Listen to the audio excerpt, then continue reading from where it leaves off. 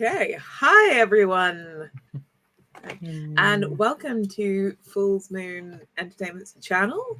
I am taking over for a few hours to complete on the story that we started telling together for the charity stream last month on the 22nd of October.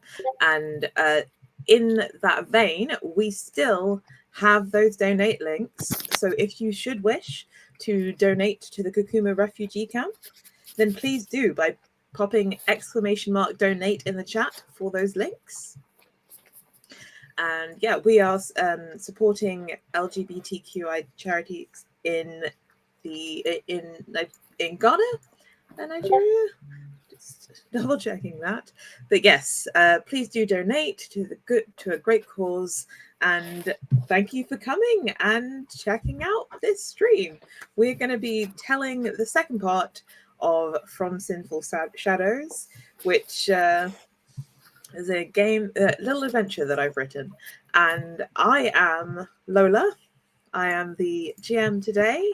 My pronouns are they, them, and I will be pretty much everything in this world except for my players, my wonderful players who I have here with me.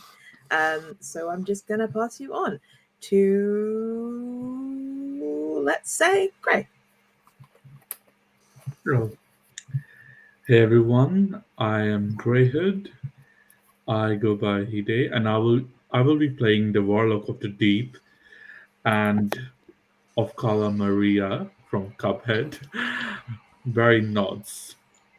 I also have my familiar Bubbles, who is, I will remind everyone again of the horror Oh, that a true eldritch horror.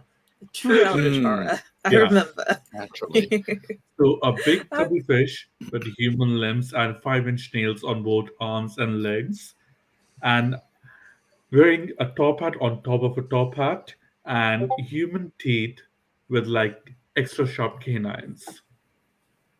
Yeah, absolute eldritch horror. Yeah. Not quite eldritch though.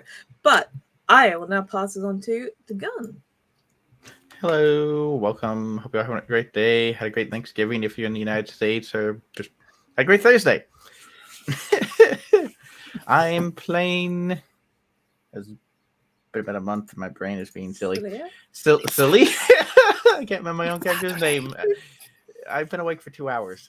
Thaliya Dark Moon, a Simic hybrid sorcerer of storms, I believe what it was.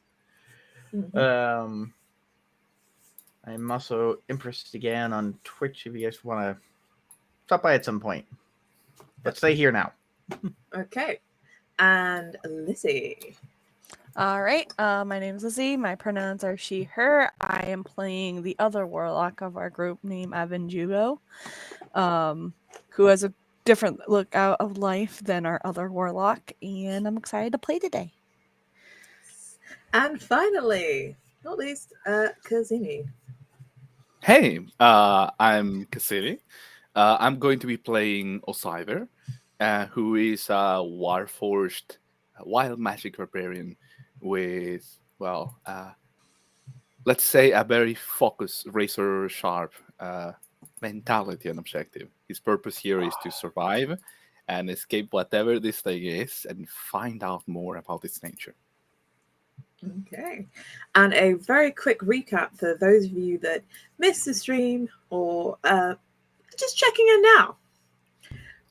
Our players found themselves stranded on their ship that was moored and immovable on a barren beach, which the only feature was a dark and foreboding cave.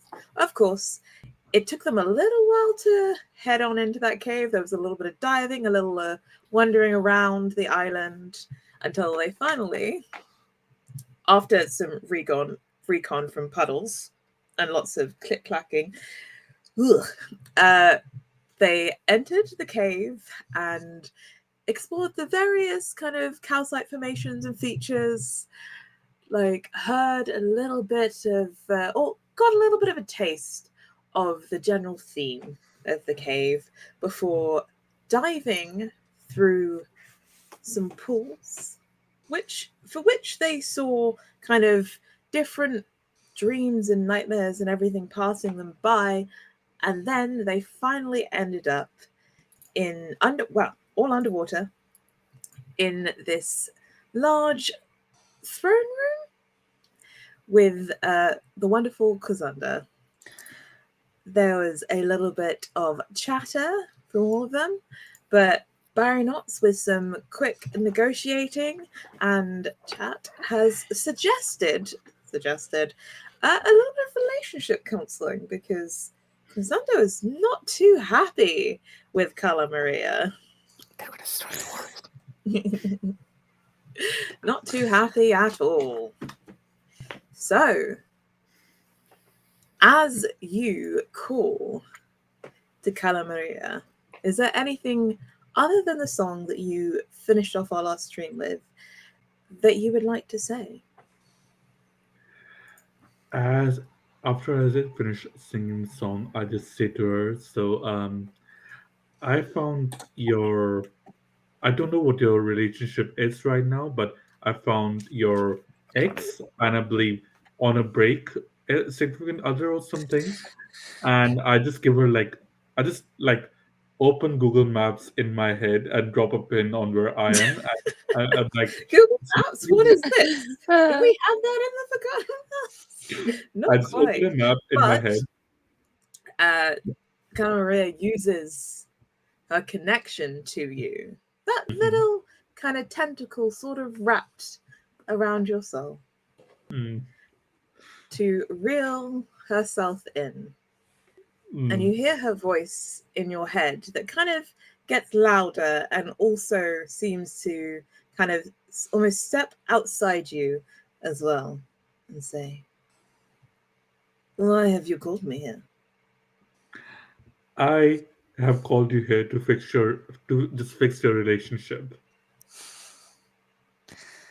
Relationship? Yeah. Do you know who I am? You are the greatest sea witch ever, who is currently not in a good relationship with the significant other. And as someone who loves love, I cannot see that happen.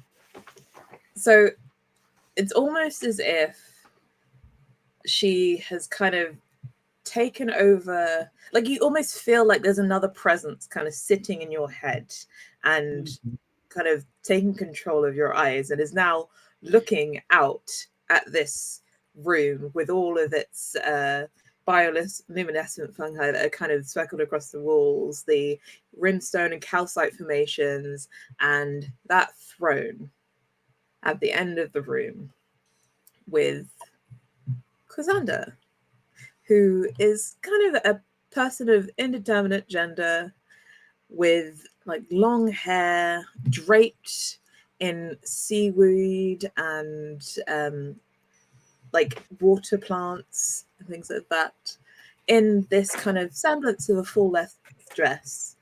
And they are, well, you couldn't say looking at you, because their eyes are covered with a wrap of seaweed. So you can see kind of parts of their face, but not their eyes. Yep. This one, I don't... I'm not sure that I remember their name. Oh yeah, So this let is me ask. directly to you. Okay, I use my actual voice and ask. I'm sorry, I forgot. I didn't get your name. What was your name again? I'm asking the figure on the Kazanda. throne.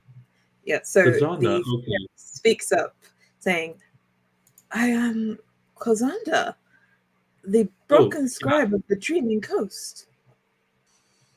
I didn't get your name. Good to know. And I relay that information to Kala Maria.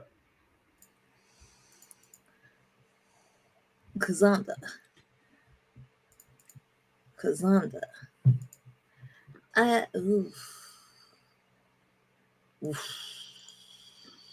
Please say you remember her. You remember them. Please, do you remember that?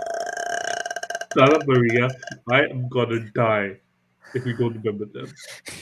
Oh, Can you oh. pretend to remember them? Maybe if I'd talk to them a bit, I will remember.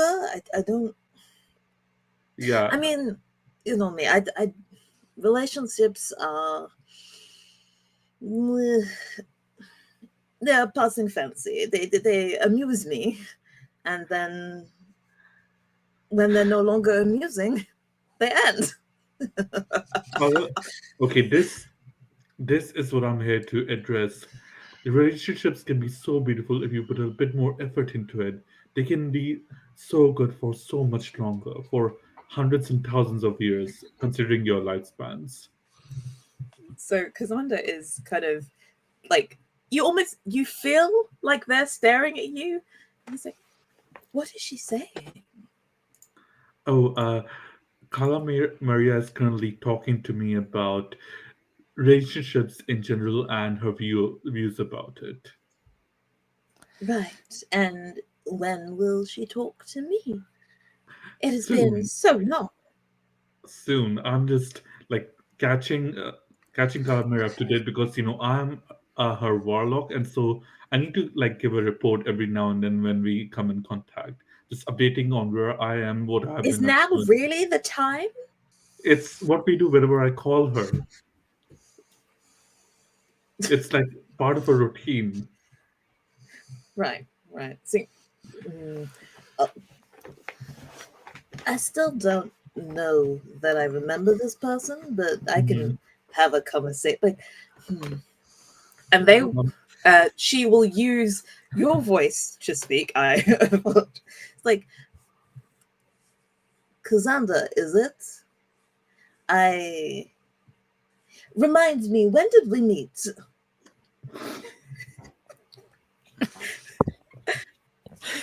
Oh my god.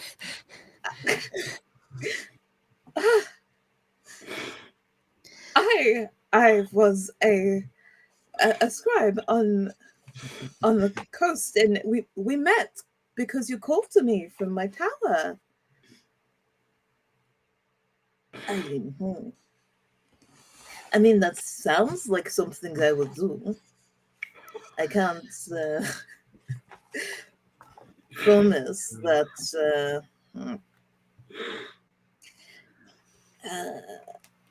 I'm sure. You know what? I'm sure that you were absolutely wonderful and completely promising.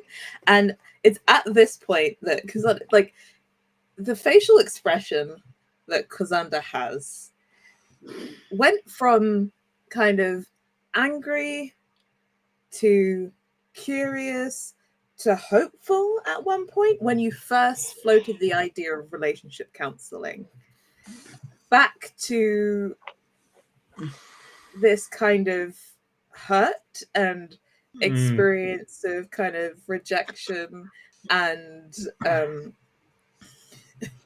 general, just back to that level of anger. And they look at all of you, watching them, and in that kind of anger and hurt, and also this kind of embarrassment at knowing every one of you is hearing and witnessing this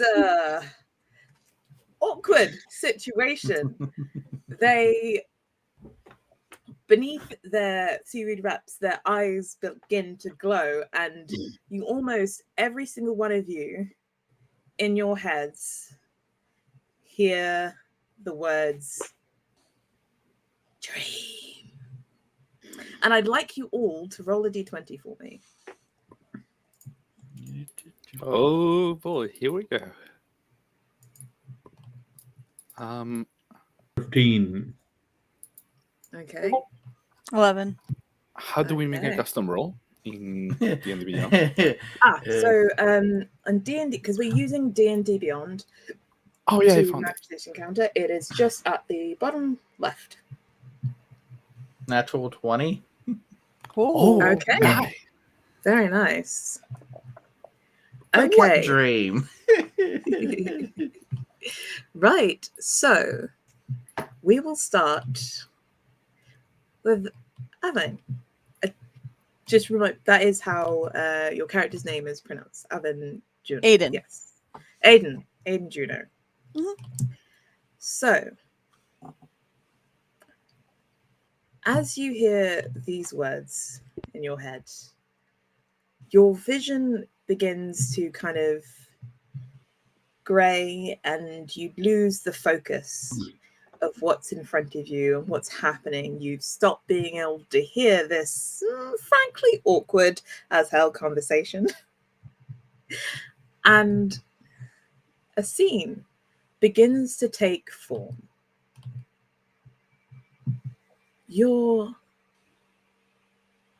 There are people around you wondering, and everything kind of around them is sort of indiscriminate, and they walk and walk, and when someone turns, their faces are all kind of blurry, like you don't recognize anyone.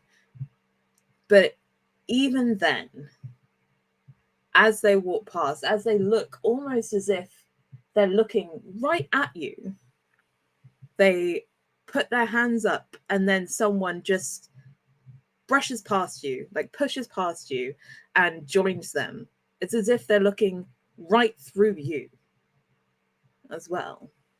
Do you say anything? Do anything? I would say that Aiden would probably like call out and like, "Hey, what's going on?" So the people that are kind of walking past and like chatting to each other, because you can hear that kind of chatter that's almost like disconnected to you, that just kind of hum and little buzz of noise and sound and conversation, and then someone claps you on the back and says, "Hey Ella, how are you?" And when they look at you, they still have that kind of blurry face. There's no one there. What do you say? Hi, where are we right now? Don't you know you brought us here? No. You were just telling me about this this story that you about the tavern that you were in, and the story about how you got to be there and the adventures you'd been on. Okay. Huh. Strange. I don't have any memory of that right now. Are you sure? And then that person begins to fade away, and someone else kind of comes up to you and goes to hug you and says, "Hi, Hi. hi. How I are guess she's you gonna doing? How are you doing? It's been so long." I'm doing okay. How are you? Oh, Really I'm confused. wonderful. I'm wonderful. Do you remember? Like, I was just thinking the other day about how when we were in court, and oh, honestly, that guy, he's like, Dr. Black had said that, oh, you know what I mean, this person, I can't quite remember their name, but like you had said that you had been flirting with them, and they took it to be like, honestly, it was the best, and they proposed to you, but you had to turn them down. Honestly, you are such Aiden is visibly confused. So visibly confused. You're such a laugh, Mia, honestly. I don't know what you're talking about. What do you mean? My name's not Mia. I'm a little confused on what's going on. And then as you say that, it seems like there are more voices that are directed at you, that are saying different names. Ella, Mia. Like, do any of those names who are you? my name's Aiden. Aiden Juvo. And it's almost as if they can't hear you because they're still saying, "Who are you? Oh. Who are you? Who do you want to be? What story is real?" Fine. I'm gonna say that she's just gonna slowly get more confused and maybe like try to like not hear as many at once. Okay. Do you say anything else or do anything else? Is there I'm gonna anything you say- can do? I don't know. I'll say that Aiden probably like as she's like covered, she like takes out her trident and say, "Can you one of you speak at a time? It's really loud." Okay, so you hear one voice, possibly clearer, slightly clearer than the others, saying, "If you're not these people, tell us who you are." Who wants to know? Everyone.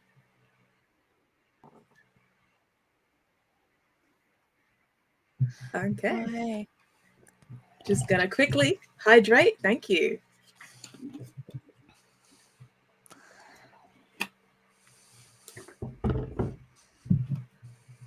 I should So, have really fancy glass here so I can do the Captain Picard thing.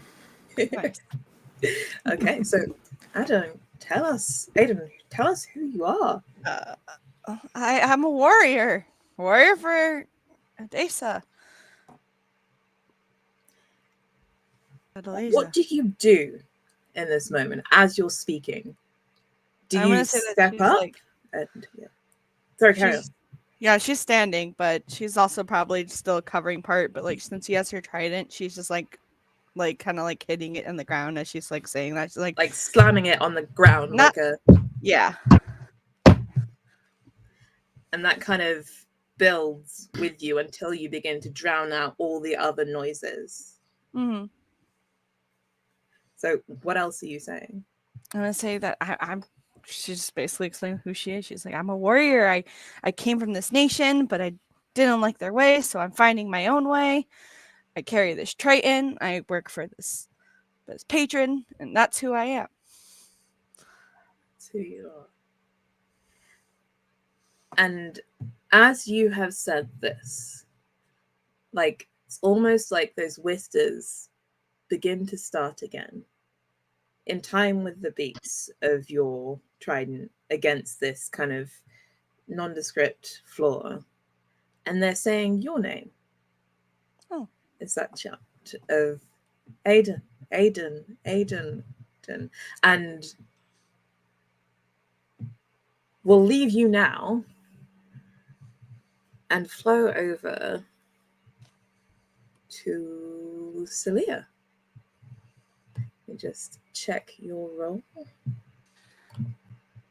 I had a 20. Oh, yes. Very good. Very good. So you open your eyes and you're standing on a street corner of the place that you recognize. It's hauntingly, it's incredibly familiar to you. This is where, well, you spent a lot of time on these streets. And now you know intrinsically that you're here because you're looking for someone. Mm-hmm. Who are you looking for? What the hell did I name them? Your childhood friend. Davis, was it? That's what I was trying to remember. What the hell I named them? Extras, notes. Yes. Give me a second. It's okay. So, what do you do to look for them? Wander through the back alleys, street corners, ducking, trying to avoid any guards and stuff I see. Give Or it's me anyone in general. Give me an investigation.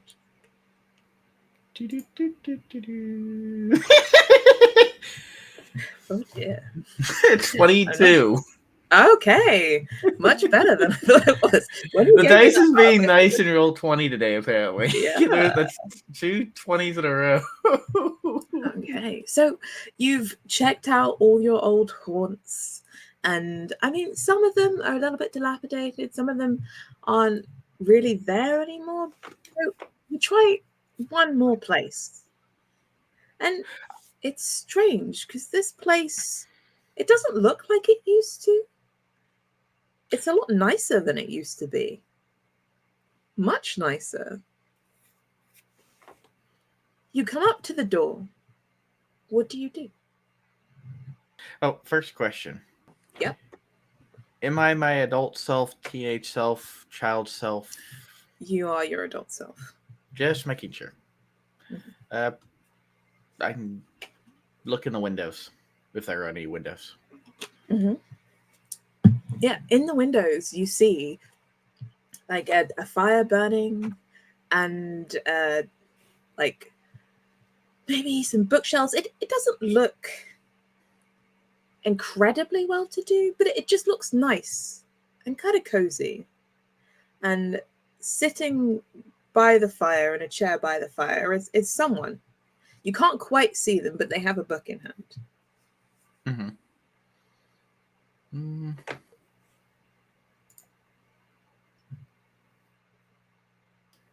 No, I do not have that. I'll try to see if I had something. I'll knock on the door. Mm-hmm. The figure kind of almost starts a little bit, closes the book, and puts it on the side table by the chair, gets up and walks the door and opens it. And you see there a much older version of Davis, obviously about your age. The same amount of time has passed for them as it has for you. But what do they look like? What do they look like now? Ooh, I didn't even think about that.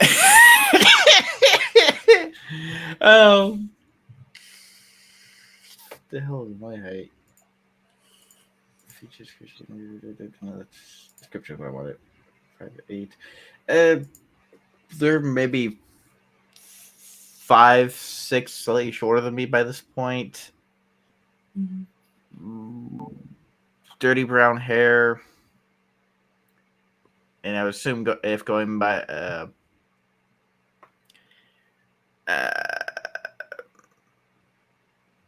not sure about complexion. I'll let you decide that one. What have fun with that. Human. Okay. So they have a kind of medium complexion, not pale, but kind of slightly bronzed. And they have short, kind of cropped hair, but nicely styled.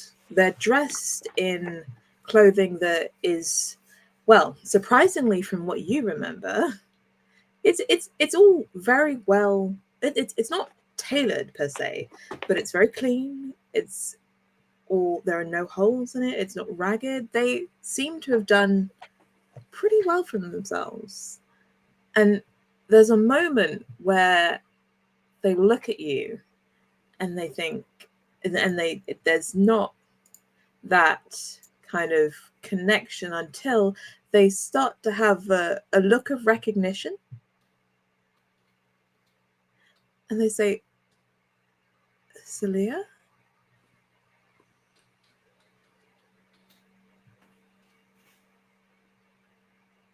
How aware of this not being real am I? It's happening right in front of you. I mean, I- if you really want to, you can roll for it.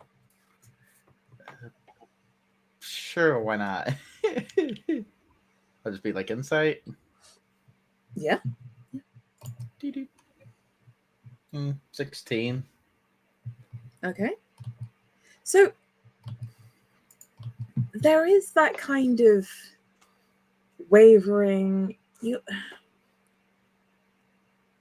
It's not you're kind of aware that it's not quite real, but it feels a bit like it, but it feels so good. Something's just not quite right. Yeah. I poke him gently. He laughs and kind of captures your hand. Like, what are you doing? Come in. It's been so long. Tell me what's happened with you.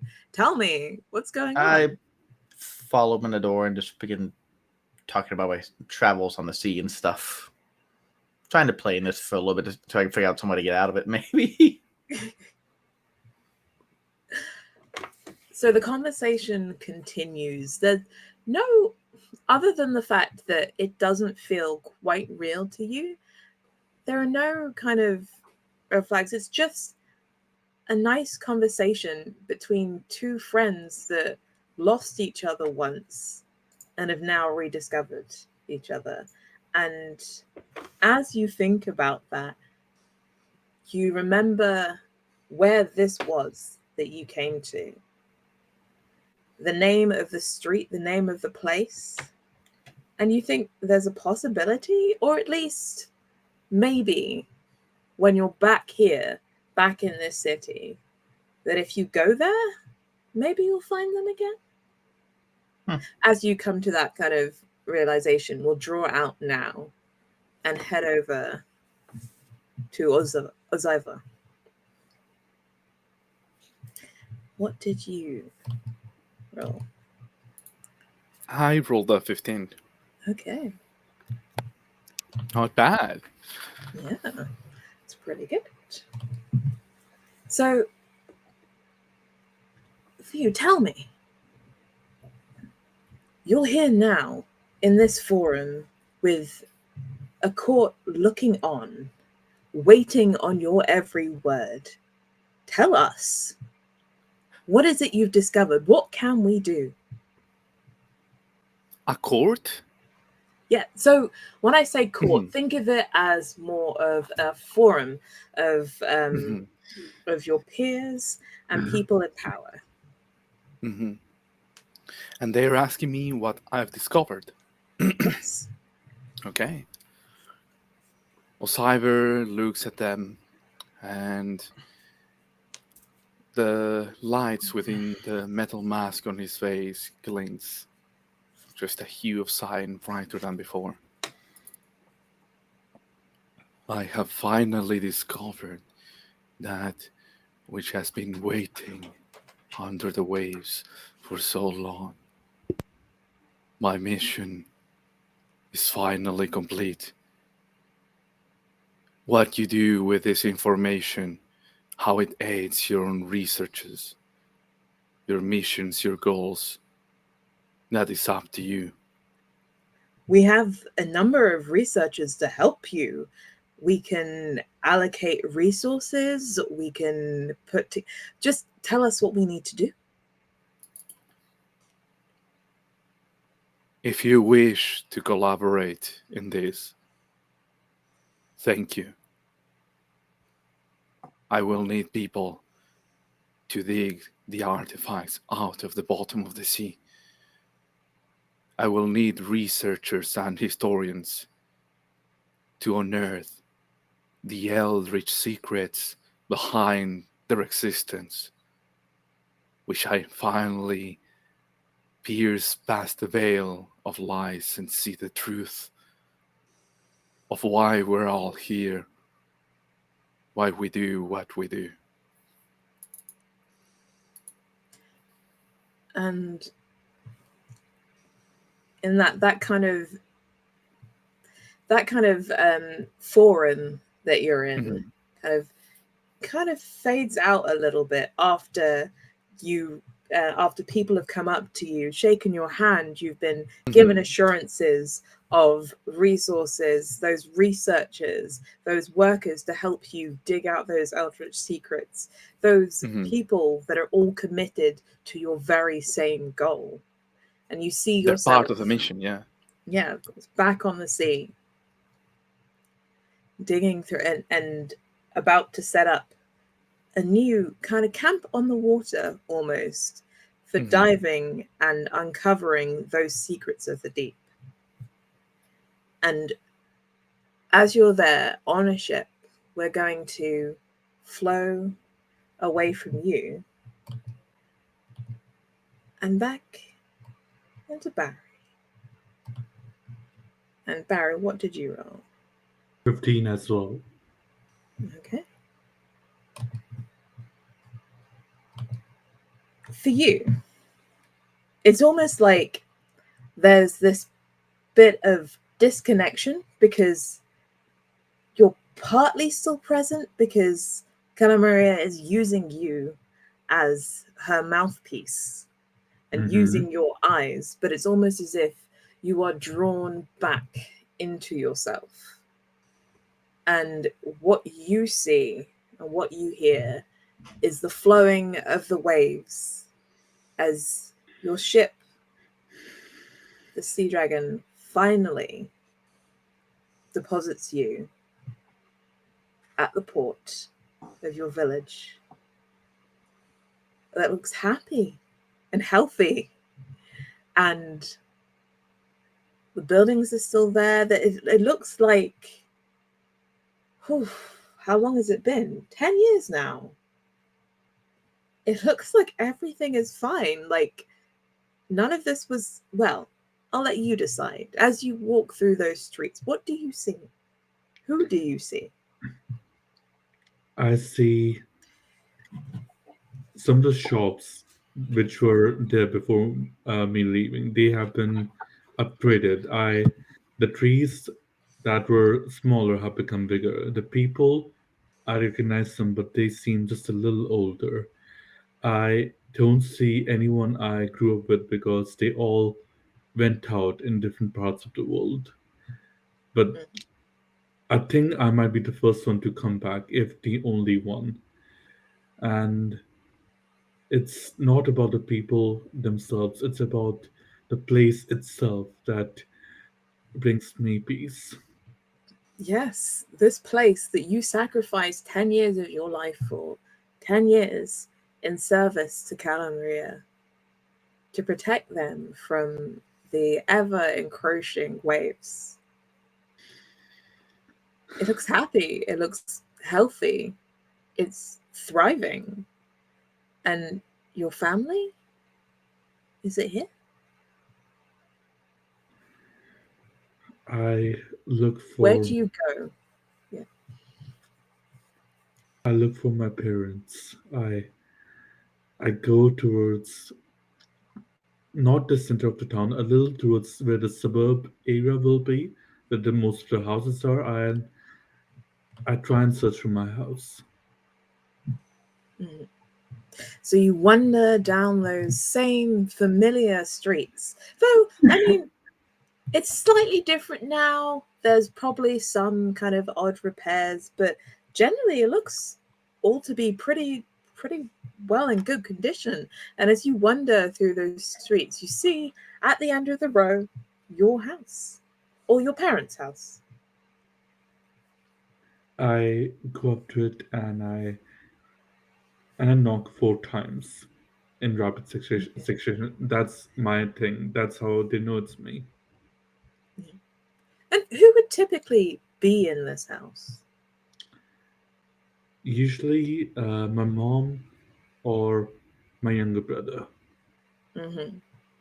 And as you hear the kind of plodding of someone to a door, the door begins to open. You hear the sounds of laughter and kind of joyous shouting, and the door is opened, and it's your younger brother opening the door for you. And there's a huge smile on his face. He I rushes immediately you, hug. yes, and gives you the biggest hug. And in the front room is your mother, who smiles at you and says, "It's so good to have you home." I get away from the hug, kiss my brother on the head, then I run up to my mom and just hug her and I cry a little bit. Oh.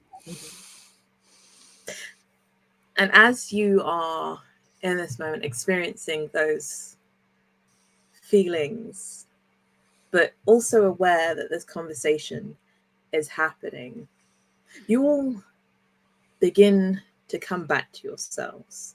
And we're back in the present, having kind of lived through and experienced that. You all have advantage on your next roll. Sweet. So just as the conversation between Xander and Calamaria is winding down, and for those like the rest of you didn't see it happen. You didn't necessarily hear it happen, but would you like to, who would like to make an insight roll for me? I will. I will. Yeah? For sure. Go ahead. As the therapist, I think I should as well. Go ahead. It's a good You idea. have a 0 to it. You said with advantage, right? Yeah. Well, so you don't have to use advantage for this roll. You can I'm gonna save keep it it then. for you can in save that it case- for In that case, just I'll don't keep it. don't mind the one I just rolled with advantage. Yeah. I'm rolling the new one treat first. it essentially as kind of, for example, Inspiration. Aiden affirming herself and like basically telling everyone who she is and living true to herself. That has given you like inspiration, a bigger drive to kind of carry on. And as either knowing that there are people out there who will listen, who will take up the cause with you. That is also like a DM inspiration. So it's an advantage to be used, not necessarily on your next roll, but when it really counts for you, when you want to use it. So I right? have 1 or 2? One. So you will have one inspiration. And obviously, Thaliya, you've finally found your friend Davis. It's been so long and you had so many regrets, but they're doing okay and they've welcomed you back.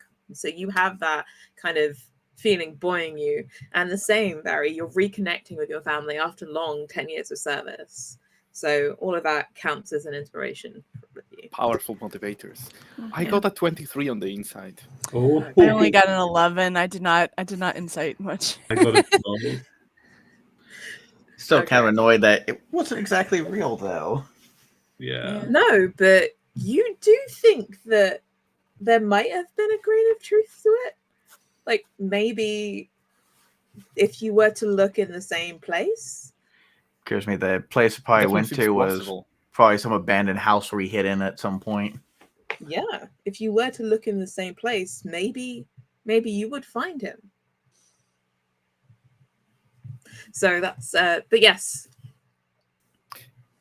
all of that. And so those of you that rolled 11 and 12, did you say? Yeah. So you can't really get a huge sense of how it went, though what you can physically see is that hair that is floating. It was floating on a bridge. It's almost a little bit kind of agitated, I would say. Oh no. And that face, that kind of like, yeah, I mean, it seems like there's definitely a tension there. I'm thinking cartoon, evil, pissed off person in here is just. Yeah. And Aziva, with that 23, you kind of got right to the heart of the matter. That is an angry face. And who's heard the angry at? Cassandra The person is, who put us to sleep. the person on the throne is like almost kind of their hands are gripping the throne and they're kind of almost pushing themselves to standing with their hair which is agitated and kind of angry around them. It had been just floating gently in a breeze. It is now much more animated. But is she angry at any of us specifically? Oh, or it's just the entirety of us? They are staring daggers at Barry. Yeah. Or the person deity that is inhabiting Barry, using Barry as a mouthpiece? I knew this will be trouble. I knew this will be bad. I obviously I'm still kind of shaking off that vision that I had. That definitely filled him with a sense of purpose and direction. Yet he sees this and he once again thinks of, should I run, because he seems very into this, or should I try to help him? And that moment, just in case, well, whoever's possessing Barry is with their back turned. He's going to reach with Chamorian, and he's going to attempt to move him just 10 feet back from wherever he is, just in case, to help him. Okay. At the same time, he's going to probably, after that happens, he's going to scream something. But yeah. Okay. So as you're all coming back to yourself and you see this, can intuit something or everything from this, Xander says, I knew it. I knew you would be like this. Why did I give everything up for you? It's fine though. I will end you. And in your head, Barry, you almost feel like there's a shuddering, as if there's like a screech in your head that is loud and angry and affronted, and Calamari is shunted out. You all have one choice. Kill her for me or die. Can we have a minute to discuss this, please? No! You've had your time. Yeah, you put us to sleep, though. It wasn't even fair. I didn't even know what mine meant. I'm going to start looking for potential weak spots in the room, man, for her. Okay. I might start illusioning some like battle armor on bubbles. Are you giving them an answer? No. It's just like in that case, I'm just like putting on a suit on bubbles. Oh, you just want to... Yeah, okay. I'm just dressing bubbles up, They grit their teeth. Are we underwater at the moment, or are we in an air cavern? You are underwater. Whenever I'm nervous, I just start dressing bubbles up in clothes. Okay. That's how I deal with it. No answer is just the same. And I would like you to all roll initiative. I'm going to get out the theory of influence. Beyond the bubble, No, roll initiative for me. Okay. I rolled a 15 on trying to find weak spots for Cassandra or in the cavern. Cassandra. So that would have been amusing to try, but you gotta be willing to do it. From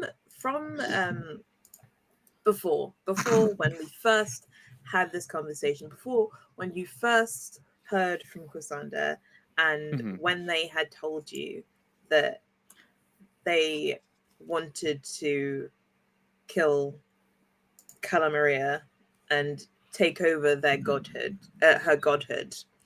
You remember that in this room with that rimstone circle around them, that was a barrier that kind of blocked you off from them. And in front, of course, there are those not supplicants, as it were, but there's your captains there. The first mate is there, kneeling, kind of blank, almost you, probably trapped in dream or nightmare. And there are some others that are kneeling around this this kind of rimstone dam that are more withered and more decayed. In terms of the cave and the cavern, it's a relatively high ceiling, and it's that same kind of effect of the walls being smoothed and these plants that kind of are bright and glow. There are these kind of formations that come down and stick up. You would say that, okay, in terms of weak points, there aren't really any weak points, but you know that to get to Cassandra, you would need to take down this barrier first. Will it be a feasible assumption to make that her power comes from the dreams, the collective dreams of those under her sleep? It's possible. It's entirely possible. Okay. But I wouldn't say it's something that you know for sure. So, Okay. Curious question. Sorry? That's a curious question. Mm-hmm. Would you consider ocean currents a weathered pattern? Maybe. Did you Depends on what I want to use it for. initiative? Yep. Yes. Yeah. Yep. Okay. Let me just get that log, and I will. As I keep bumping my desk and making the camera shake. So I found nothing as far as like the source of the barrier. No, you didn't. Okay, gotcha. Okay. You do remember that you crossed it once. Okay. Before, there was right? still on the other side of it when we ended last time. I think. No. Aziva had come back to the side that you're all on. Okay. Yeah, to help them. And just to make sure I'm not misremembering this from last time, if we destroy the barrier, is that supposed to free her, or them, or is that supposed to, shut them down? So, you think the barrier is something that they have put up? Mm-hmm. Possibly To extend it's the range not, of their influence. Yeah, it's something that is just kind of necessarily amplifying them and their connection to this space. Right. Okay, I've got my objective. I'm gonna do some quick initiative rolls myself. Yeah. You said rolls as multiple. I do not like that.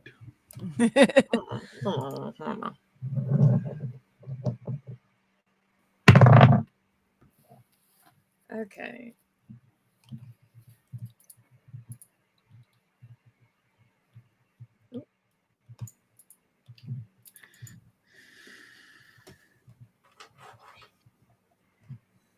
Okay. Just confirming. Aiden got a 16 on initiative. Yep. Aziva got a 15. Barry got a 13, and Thaliya got a 3. Happens. Accurate? I hate to go last. Makes sense. I have no dexterity. That's totally fair. So, unfortunately,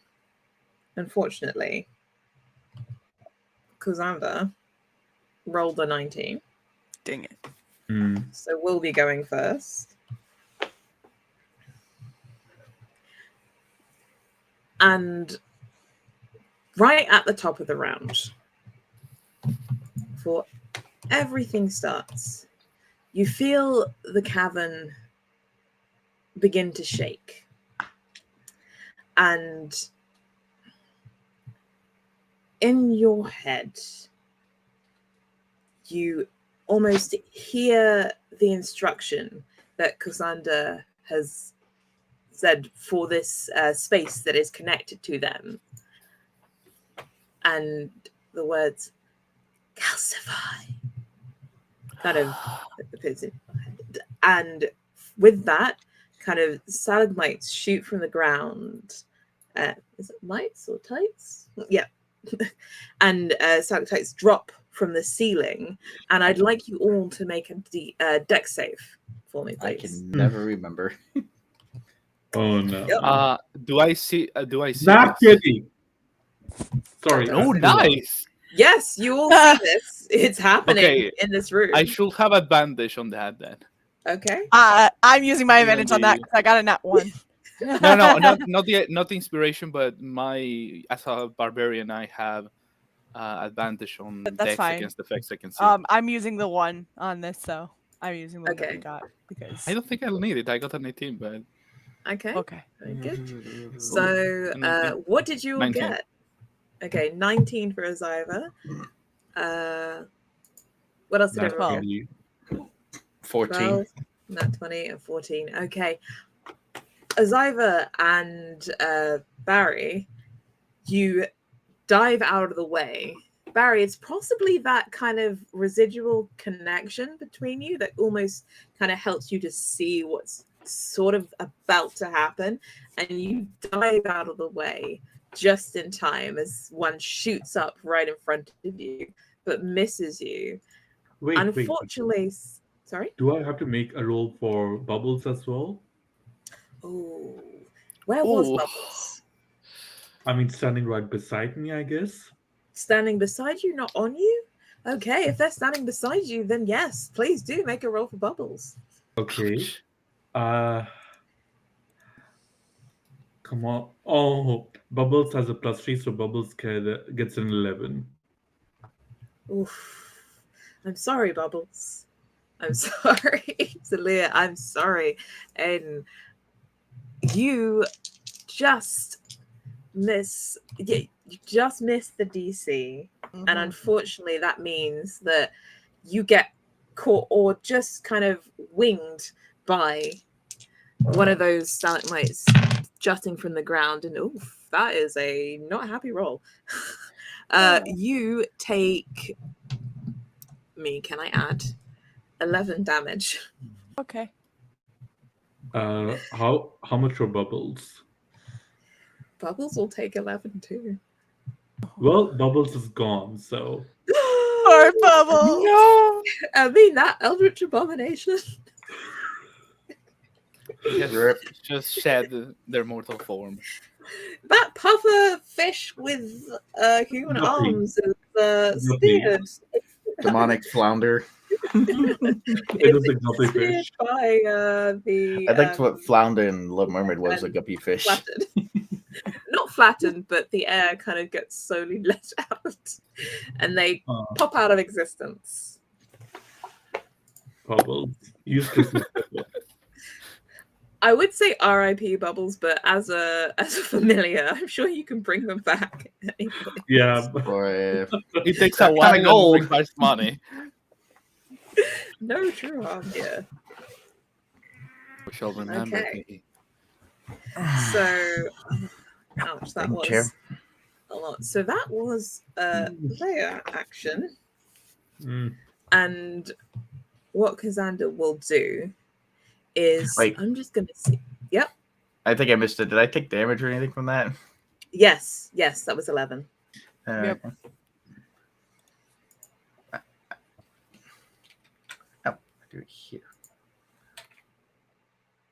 Okay. There we go. Okay. I was looking at my character's sheet, looking at my options and stuff to do. No worries. And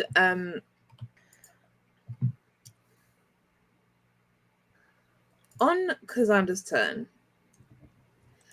they emit what kind of these waves that emit from the barrier that kind of are like undulating energy. You can it doesn't really affect the water, but it's almost like sound and psychic waves. And I'd also like you to make a wisdom saving throw. There's an issue. Oh, I was sorry. right next to the. Charisma. It's a charisma saving throw. Oh. You're right next to the barrier.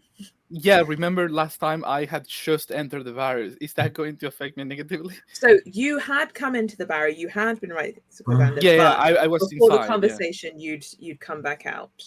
Yeah. Well, yeah. No. I had come inside to try to help them when this happened, but I was like right next to the barrier, like on the inside. Is that going to make it any harder for me? No, or? no, it doesn't make it any harder. Still the same. Sorry, 2 saves in a row. It's a charisma save. 23. Okay. Ooh. 16. Absolutely fine. 10. Oof, Aiden. Ooh. This does not like me today. No, Okay. it does not. It does not. Okay. So you, Aiden. Oh, and did you get 10? What did you say, Thaliya? Sorry. The log keeps disappearing for me. For the deck save or charisma.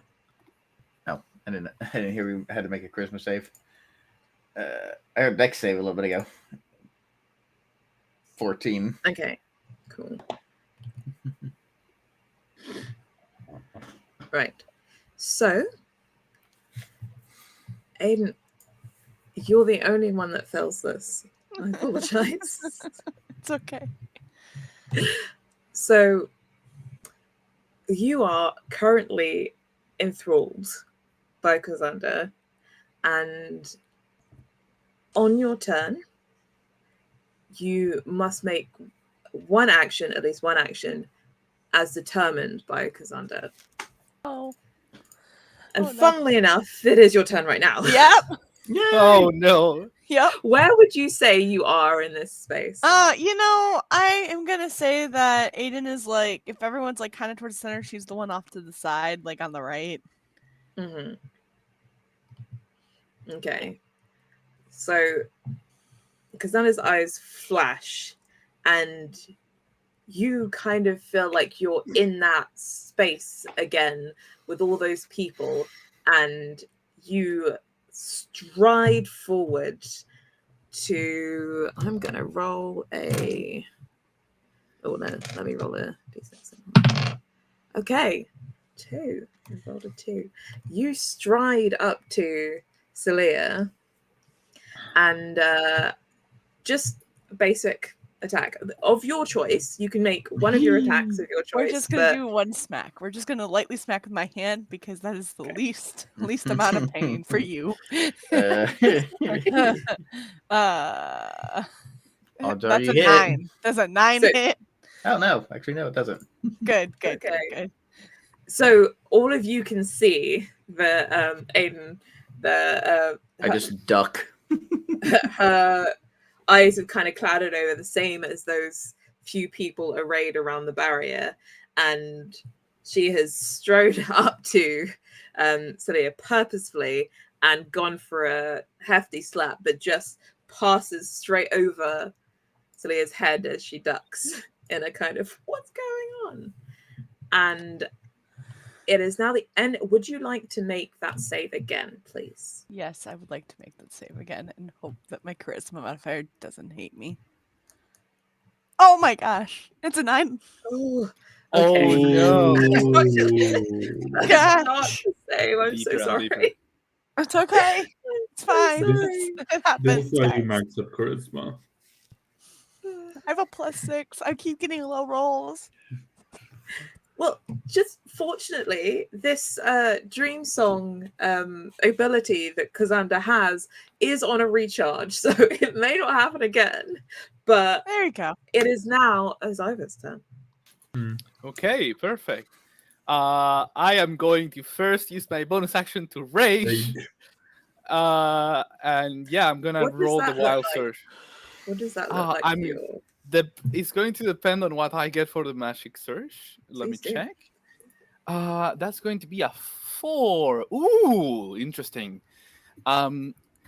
Osiver, feeling the pressure from the waves from the side and seeing all of this happening, is just going to flash cyan energy on their eyes, and there's going to be a force going blindingly from cyan to white, running through the cracks on his arms under the shirt and past the rusted brass.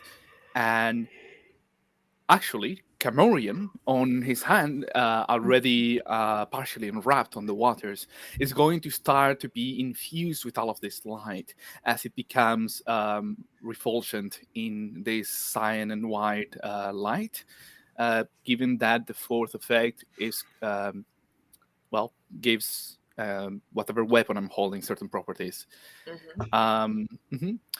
Just He a is- note for everybody who's watching.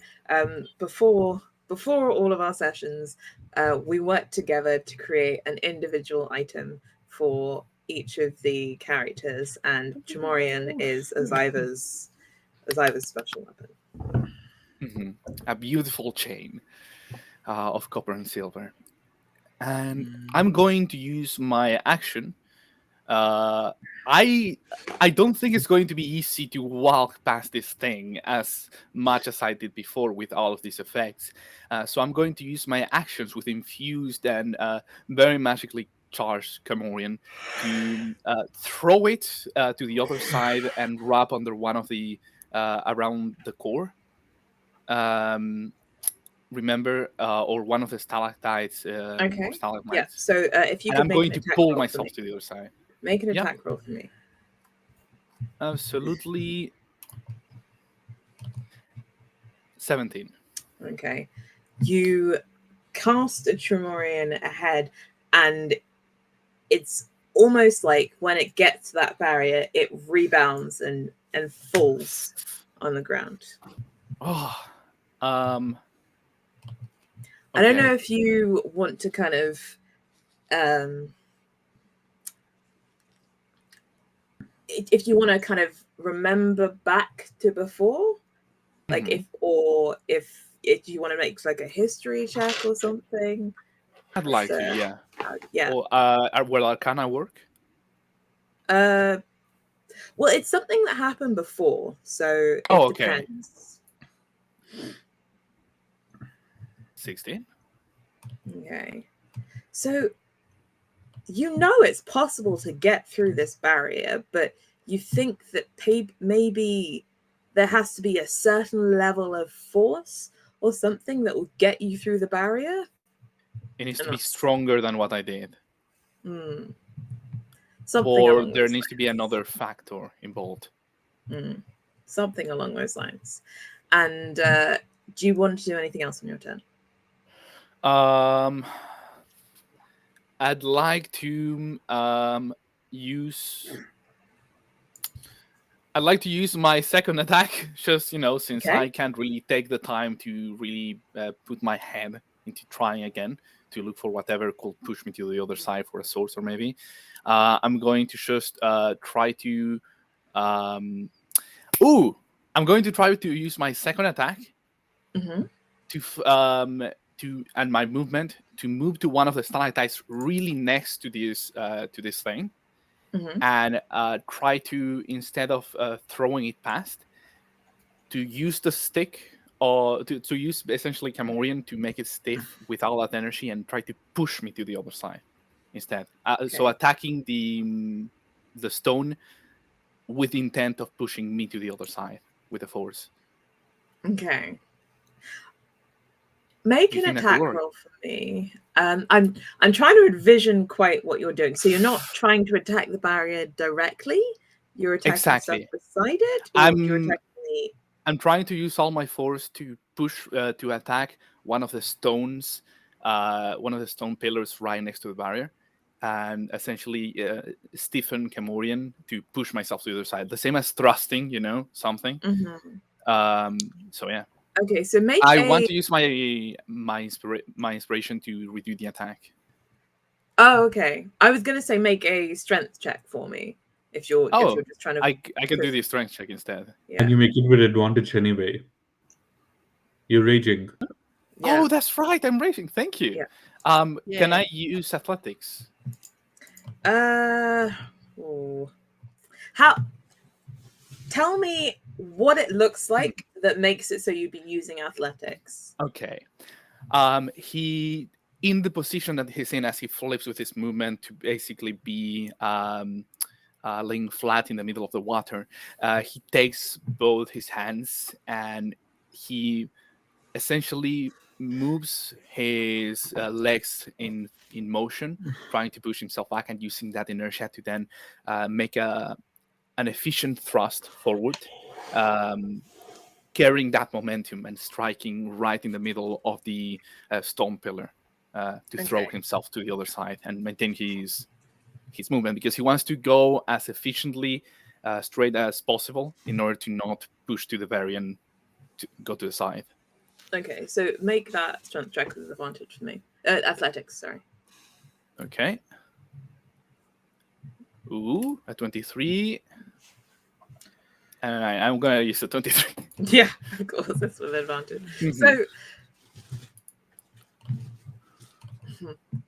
you knock over that pillar and it Like it's almost like you're kind of partially carried through towards barrier, but you're kind of half in, half out, but not fully past. Because you're kind of pushing something. You're pushing something through, but not directly attaching the barrier. So you can still feel that there's some resistance there, but you're partially. I'm immediately going to use action surge because I'm afraid this is not going to last for long, to maintain my struggles and to essentially whip Kemorian into my body as it's attuned to me and extend it from the other side of the barrier to try to grab myself from the other side and pull myself. Mm-hmm. Can you make another athletics check for me? Absolutely. And another 23. Yeah. You are inside the barrier. You have it's a slog because there is still that resistance there. But you've managed to pull yourself with Tremorian on the way through, and it is currently wrapped around the stalagmite, so it's extended from that kind of hard rod of hardened chain to that flexible chain again. So I'm on the side that has the core now. Perfect. Mm-hmm. Okay, I'm going to use the remaining of my movement to try to move towards it, though I assume it's not going to be enough to get next to it. Towards them, or?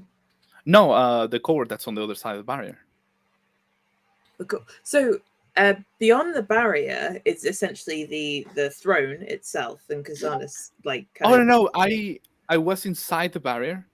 No, so you started outside the barrier for this session, because when you'd gone inside the barrier in the first session, you had then come back out. Yeah.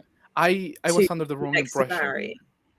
Apologies. I thought I had gone into the barrier at the end of last session, tried to help them, and I was trying to get out of it in order to reach the core. I think there's some misunderstanding here. Okay, no, so from what I remember from my notes last session, you had gone in easily, had spoken to Kazander and asked them about a certain god that was hiding. Yeah, and then I tried to escape. Yeah, and you had managed to get back out, and you were standing on the other side of the barrier with your foes. So now you are back inside. That was definitely not my intention. I'm so sorry to waste the can we go back on that, or? Yeah, but okay. What did you? Okay, I'm just going to do it pretty. I'm so sorry too. I seems we had a misunderstanding. I'm going to do it pretty simple to not change any of my roles or anything, unless you want me to, of course. I'm just going to go ahead and attack the core, wrap Kemorian around it, and start attacking it. So what core are we talking about? You had mentioned there was sort of something powering the barrier, right? That I found. So that's Kazander. You're pretty sure that it's all connected to Kazander. Okay. Again, a misunderstanding. I'm so really sorry. That's okay. Okay. So I suppose what I'm gonna do then is I'm gonna stay inside. You have position, if we don't take back what has just happened, you have positioned yourself very well to have access to Kazander. That's right. That barrier. That's right. Okay, yeah, I'm gonna continue that then. I'm sorry, I had the wrong layout in my mind. No worries. I'm gonna keep it out of that, and I'm going to stay in my position, very ready to take on Cassandra. Okay. So, at the end of your turn, Cassandra's eyes glow, and they look to you. That is now incredibly close to them, and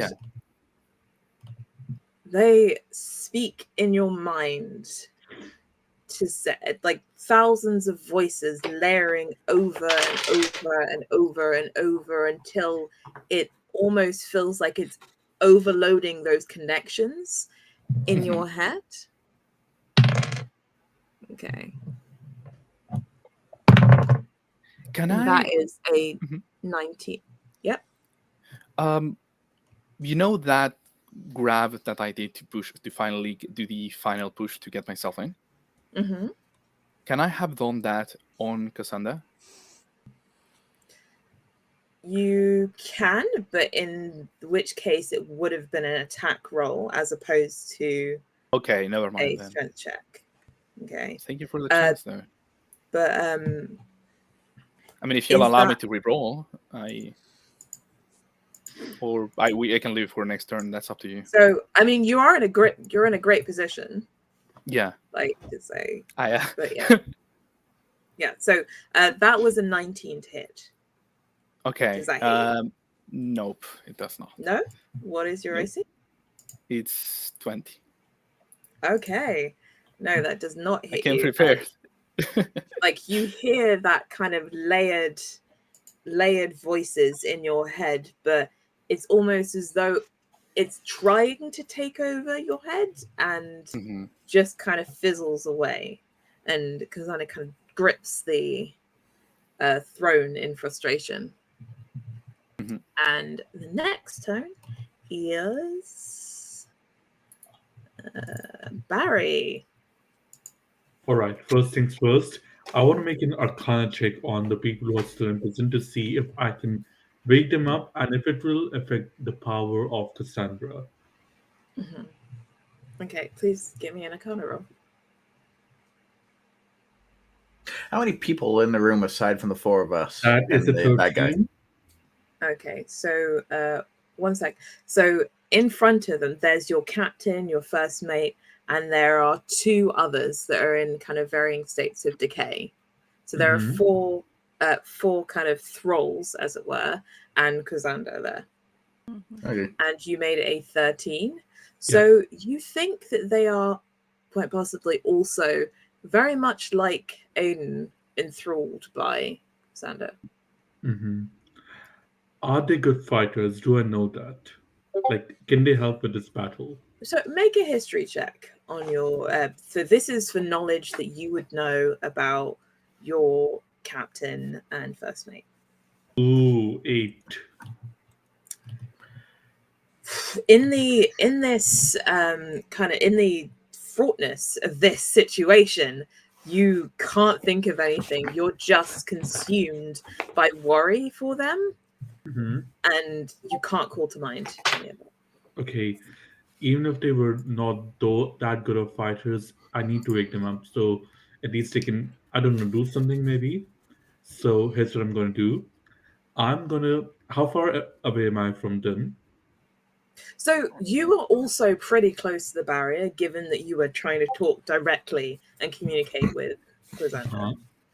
So I need to go to the barrier in order to reach them. No, they are in front of the barrier. They are on your side. Okay. All right. Not on your side, but they are on the side of the barrier that you are in. Here's what I'll do. First of all, bonus action. I will get a garden coil tentacle of the deep to come near them.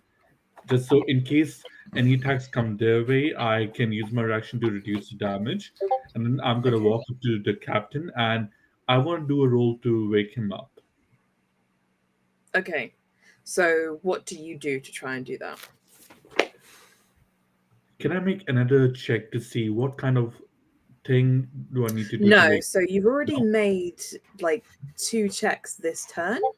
So I need an action from you. Okay. Let's start with something normal. I try to slap them awake. Okay, roll an attack roll. Okay. Oh. So in your kind of you're slightly hesitant. This is your captain and has been your captain. You're using your inspiration? Okay, go ahead. I'm using inspiration. I'm probably going to regret it, but 17. Okay, yeah. So you have this hesitation. This has been your captain for 5 years, and you do respect them. So you kind of there's almost this kind of stop start, and then you go and like give them a hearty slap. and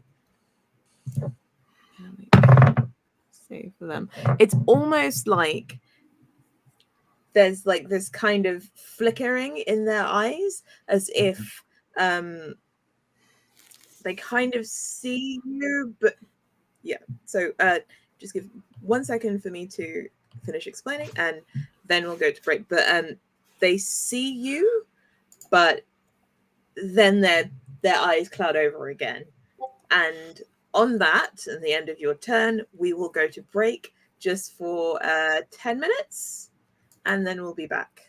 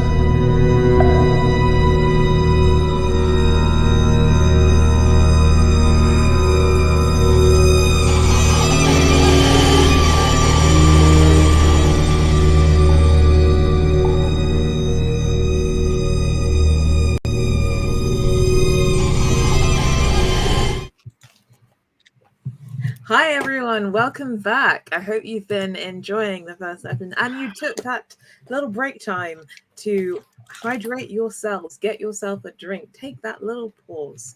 Because our players certainly have, or maybe they've been strategizing. I don't know. I haven't been listening, so we'll see what happens in this next session, next part of the session. And before the break, Kazanda had not such a great conversation with Carla Maria, and had basically put the question to the players: either you join me and kill her, or you die. There wasn't an answer which Kazanda took to be an answer in itself, and we are in all-out battle. We have just completed Barry's turn, in which he attempted to wake up their captain. Sadly, and my dice are telling that story, the captain rolled a 6 and did not beat the DC to break out of that enthrallment. So, by the way, the captain took 2 damage. Oof. Dang. Yeah. Okay. Damn. Okay, so we're right back into it with. Let's just check. Unless you want to make the damage non-lethal. Non-lethal, of course. Yeah. With Thaliya. Okay, my mic is unmuted. All right, first question before I attempt to do what I think I'm about to. How much do you want to fight this person? Like more the players. Okay. B. That is B. The captain, first mate, and any of our other crew members that may be down here. Is it just the captain and the first mate in this room? So it's the captain and the first mate of the that you recognize, and the other 2 are quite decayed and So it's just as if they've been here for quite some time. Right. And they're dead. Okay. But still enthralled. 3. What for the purpose of a spell that says they have to be willing, would the captain and the first mate be considered willing for me to cast a spell on them? I don't know. I think they're currently enthralled by Kazanda, so they are willing to do anything Kazanda asks of them, so I wouldn't count them as willing for you. Okay, we go. That ain't out the window. I was gonna cast Water Walk on them and make them go shooting out of the cave towards the surface. Ooh, shooting out the cave? How? There's no way out. Well, I assume we came in here somehow, didn't we? You Yeah, came but through pools that have there doesn't appear to be those same pools above you right now. They might also drown if they snap out of the influence. Mm. Well, the other option then would be to cast water breathing on them. All right. I shouldn't have said that. I'm sorry. Aiden just tried to swing at me. Mm-hmm. I did. Being that one of my personality quirks, I don't really trust any people. I'm going to be kind of annoyed, and as a reflex, I'm going to grab my dagger and just sort of stab her in the leg. Oof. Okay. Just like quick reflex thing. It's like, what? Okay, make an attack roll. It's a dagger. It's still gonna hurt. Use the bubble. The Prince of 13 beats your AC. That meets my EC, so meets it, beats it, I guess. Yes, okay, so roll damage.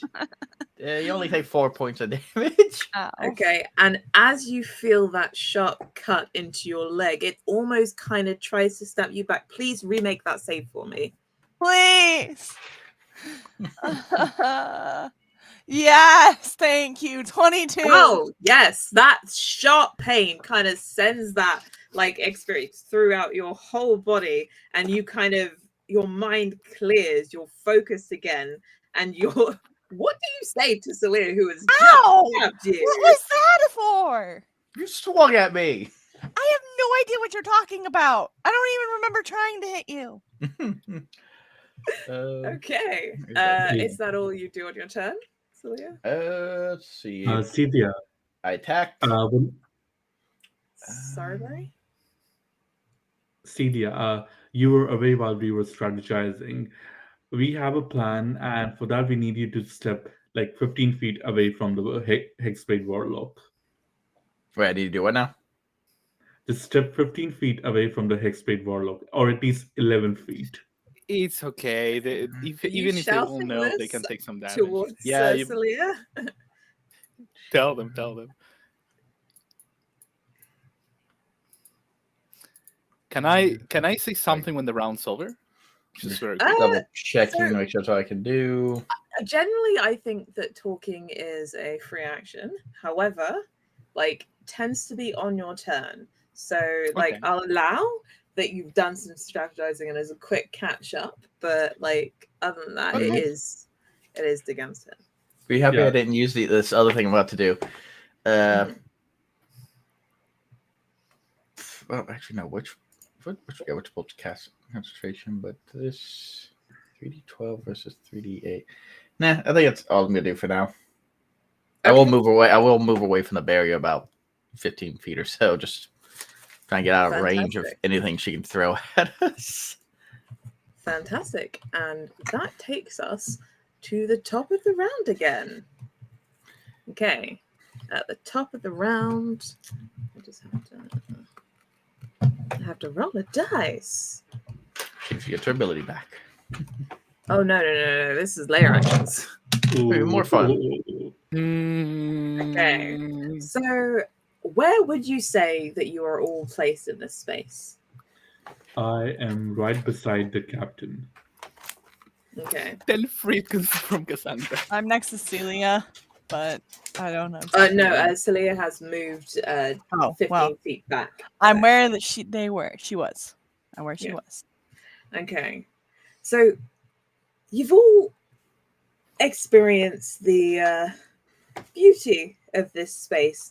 That fungi that is all over and dangling from the ceiling and bioluminescent webs and strands, and those little mushroom caps that are kind of glowing on the wall. Those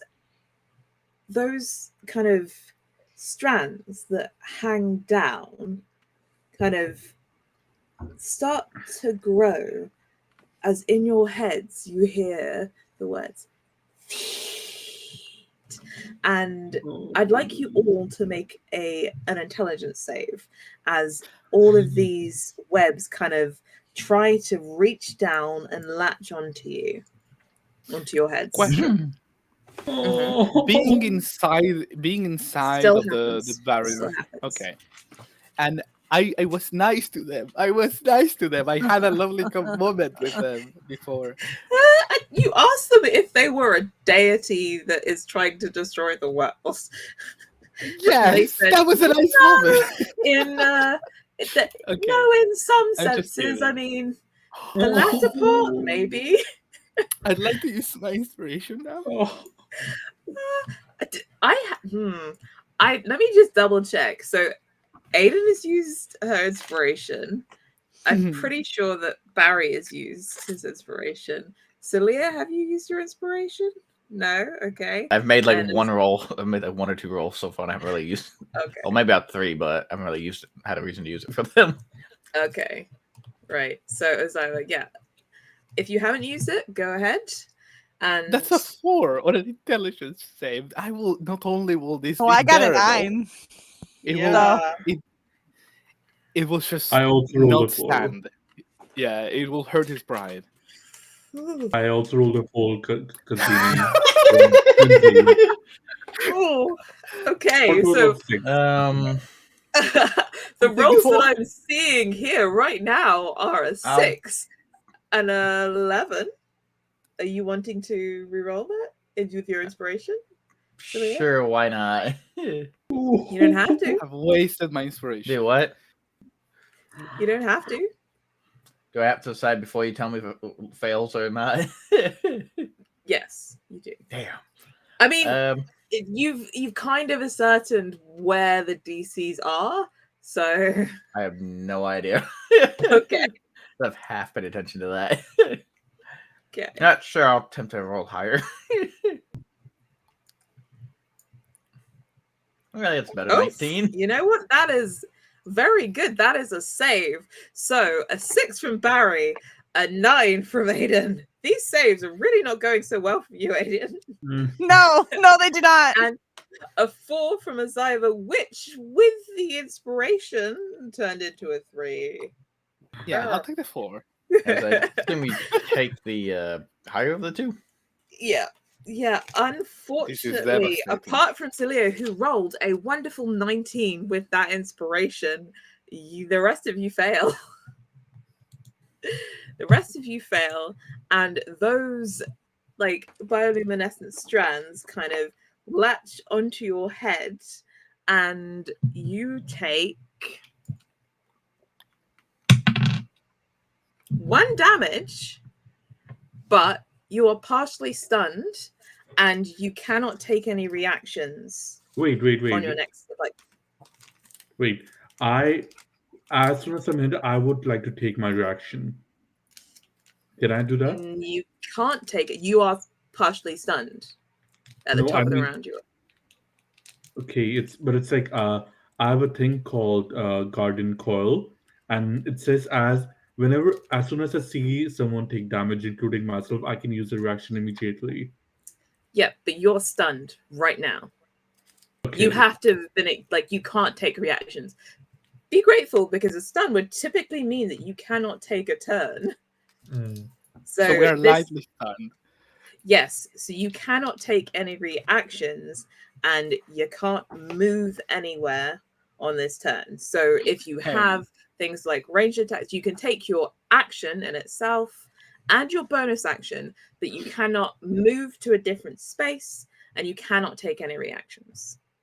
You win some, you lose some. It's okay. Yeah. It's almost like that kind of, those strands are holding you in place as they sit on your head. And you only took 1 damage from that. Yeah. Okay, so with the layer action done, it is now Cassandra's turn. Again, I'm just going to roll for a recharge. But it doesn't mean... Oh, okay. I rolled a 6, so that does recharge. But...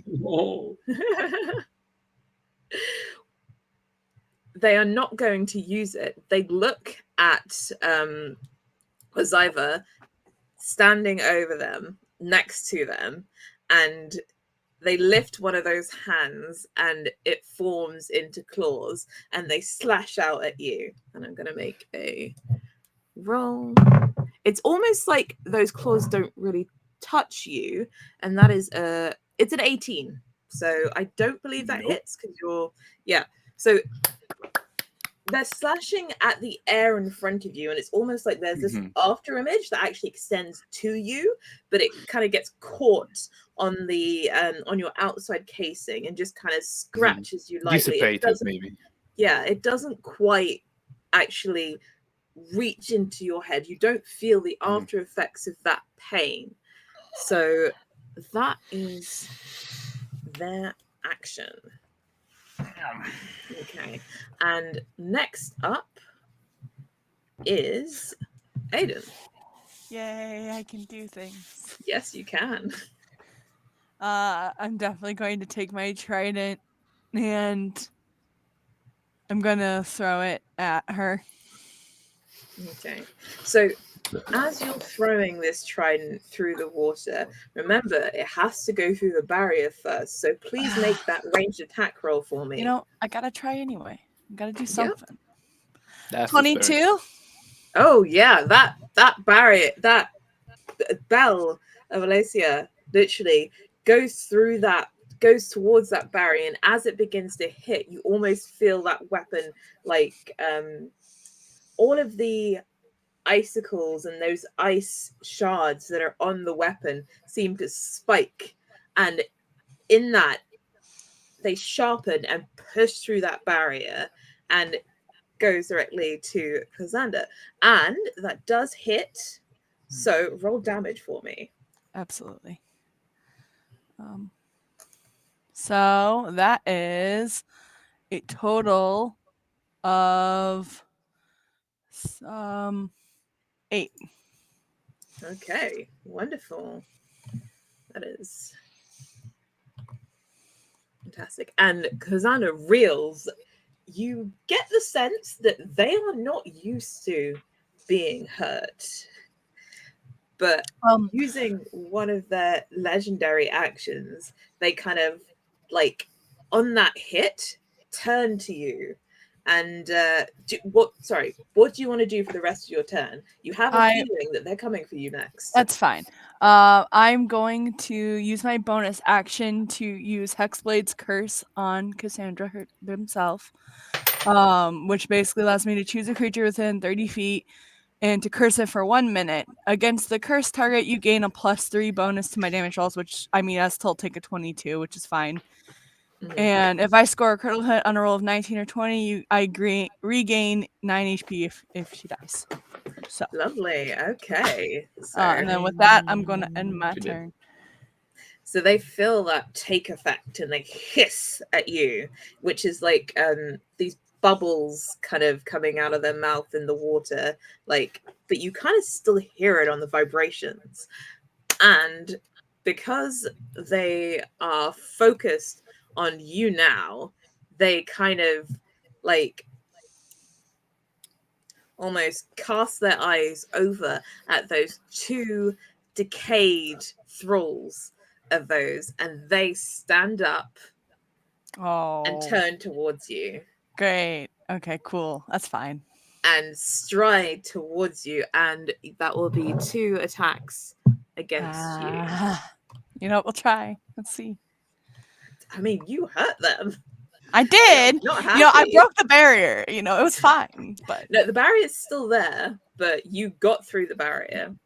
Oh, remind me, when we created Belle, does Belle come back to you? Is it like that was the idea with Belle, is that Belle came back. Yeah, so kind of after that Hexblade curse kind of takes effect, Belle kind of shudders and like draws itself back and kind of reappears in your hand. Okay. Oof. These are not well. Okay, so that was 1 not good roll. That was a 4 to hit. That does not hit. Technically, it's not a 4. They do have a little bit to add to that, but that does not hit. No. The second one, however, was an 18 to hit. Ooh, yeah, no, that one hits. I don't think I can do anything about that. So, I mean, it's these kind of decaying beings that have, like, they still have eyes that are completely clouded over, and it's just kind of a swing at you.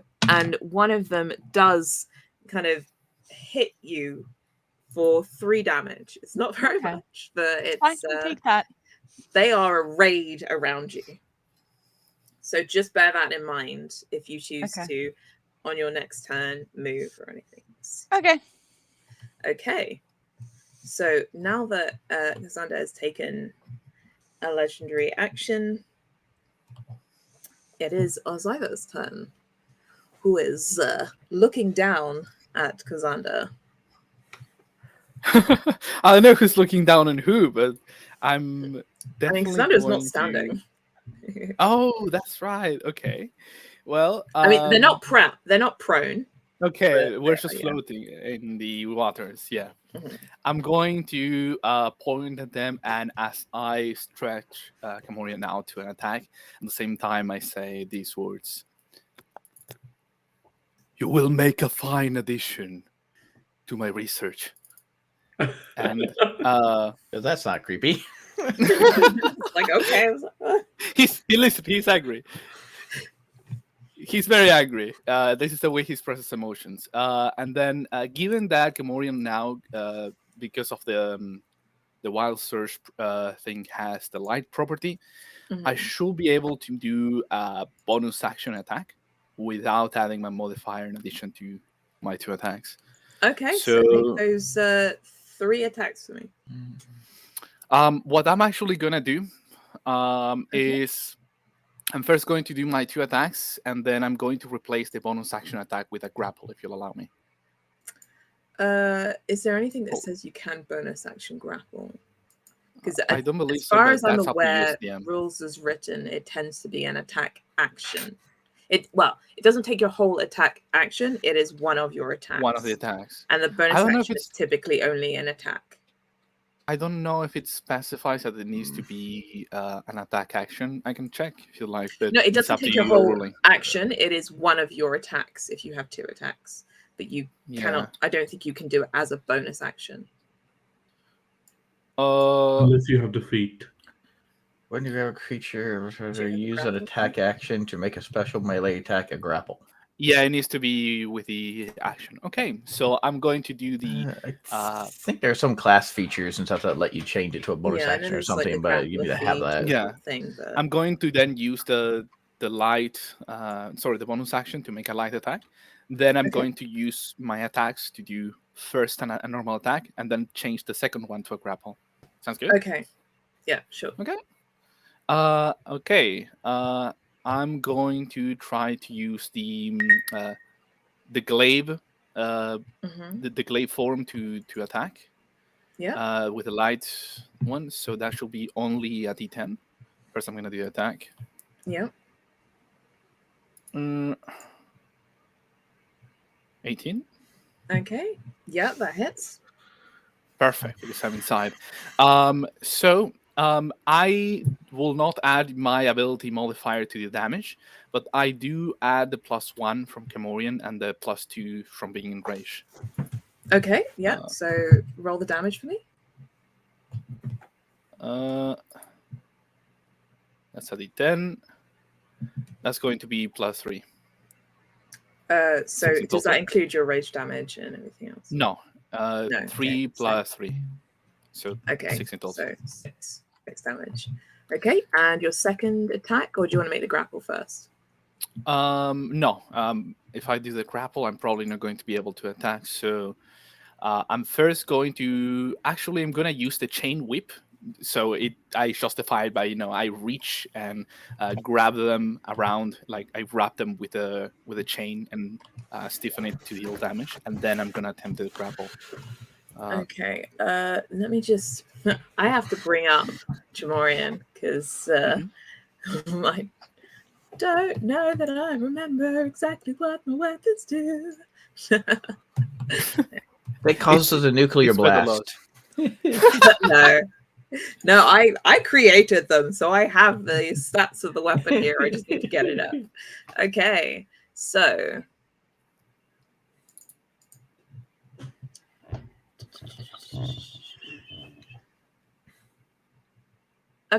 so you need to make that strength check.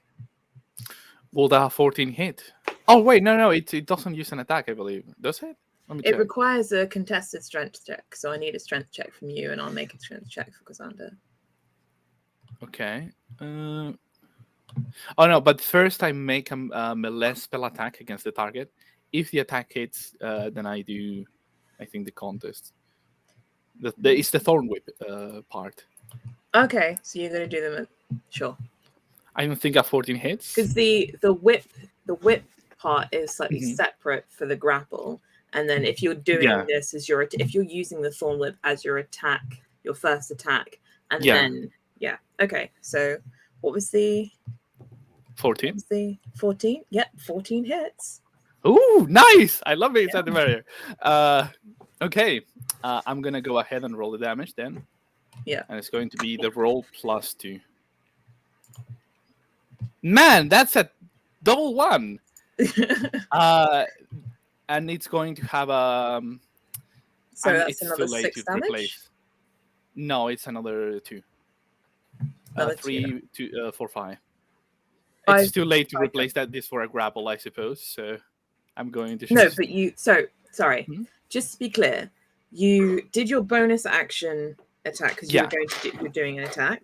So that was the first one. This is in your attack action. You've done the thorn whip. And then I'm going to replace the second attack with a grapple. Yeah. Because I have. So now I need a contested strength check. Because I have extra attack, I'm first doing my normal attack and then replacing the second attack with a grapple. Yeah. So strength check.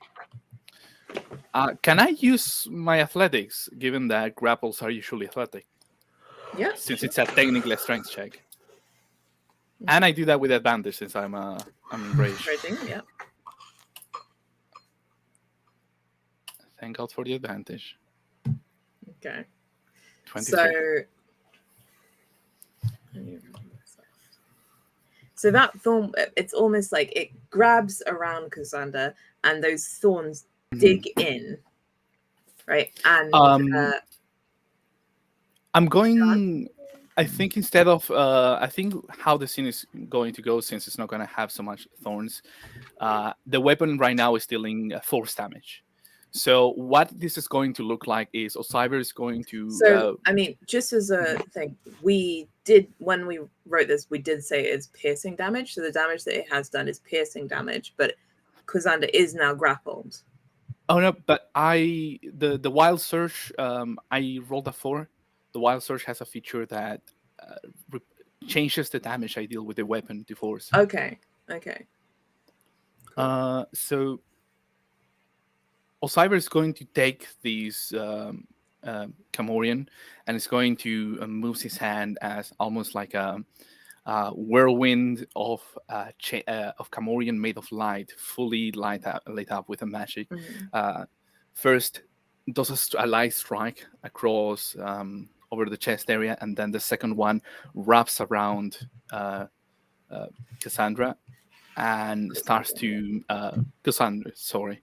And starts. I'm just gonna call her the sea bitch actually, because it's funnier. Nope, different person. Oh, that's right. That's a different. Sorry. And then starts to essentially crush her as the light starts to burn. Yeah. Okay, so they are grappled, and that is your turn. Yep, that's my turn. Yeah. Okay. And they have used up their legendary action, so they won't be able to take another one right now because their thralls are outside the barrier. Okay, so that is Barry's turn. Okay, so I can't move, can I? No, you cannot move, but you can take your action or bonus action. And bonus action, sorry. Okay, and the warlock as well cannot move, right? No, so the only person that saved is Celia. Okay. How far am I from the barrier? You said that you were right by the captain, who is directly in front of the barrier. So you are in front of the barrier. Okay. I don't know if it's going to work, but I will try it.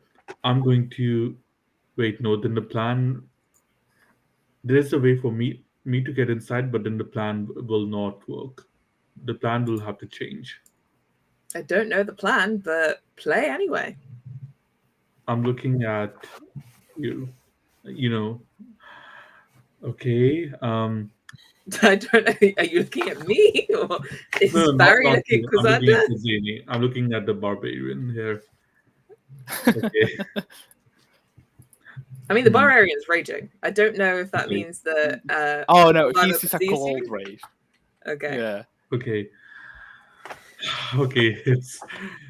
This is the first time I'm going to think while playing a D&D character. You have done a really good job. Sorry. Okay. I don't know what to do. I can't do You can that. always, if there's a specific thing that you might want to trigger, you can choose to hold an action for a specific trigger. If you want to cast a spell, you would need to tell me what spell, but if it's a different action, you can choose to do that. You could also choose to try and wake up the captain or first mate again. Tell me, if I were to attack the captain multiple times, would he need to make multiple saves? I do believe so. I mean, you saw the Celia attacking Aiden did force her to wake up. So okay, here's what I'm gonna do. This is gonna sound hella bad, but I'm gonna stick with it. Remember, your captain is the only people that are part of the crew and near me are the captain and the first mate, right? Mm-hmm. I am going to You know what? You know what I'm going to do? I'm going to Eldritch Blast both of them. You're going to what? Sorry. I'm going to Eldritch Blast both of them. Okay. But of course, I'll make Sure. their damage non-lethal. I don't. Okay. I don't think he can. I'm not sure if he can do that with spells or not. Technically, rules. I read like spells can't be non-lethal. How? Like if. Tell me how this Eldritch Blast is non-lethal, okay? And then, like, what does it look like? With the blunt side. Okay. Okay. Usually, my Eldritch Blast will look like it has a sharp spike coming out of it. Like imagine like a full-on laser kind of thing with like a swordfish kind of thing jutting out of it. The swordfish kind of thing is not. It's just like a ball of water, of really hard water. Okay. So it's kind of this blast of water that kind of wraps around them and shakes them a bit. Okay, Yeah. roll an attack. Roll your Eldritch Blast. And since I am wearing my Talisman of the Sea Siren that you made for me, thank you very much, I can make 3 attacks. So I will make 2 at the captain and 1 at the first mate. Okay. Does a 19 hit the captain? Yeah. Okay. And What's do the I need to roll? You he do need takes to roll damage. 14 I guess damage. I mean, 14 damage. okay. I mean, the captain's eyes close and fall over onto their side. No, I didn't want that. I wanted. I mean, it's non-lethal, so you think that they are just unconscious, but like they are not. I should have cast infestation on him. I was about to. I'm just. It's a really good thing you said non-lethal because I'm captain now. no, they're just unconscious. They're unconscious. I'm joking. Oh god. Okay. Eldritch Blast for the first mate. Seeing what the You first get mate is, 3 bursts, right? Yeah, 3 bursts. I'll like to change my target to Cassandra. What are other they 2 happen blasts? at the same time, right? Yeah. I'll let you redirect one. I'll let you redirect one of those 3. Okay. I'm gonna make the second attack, and this is going to be on the second mate, on the first mate, I mean. And does an 11 hit him? No. Okay, good.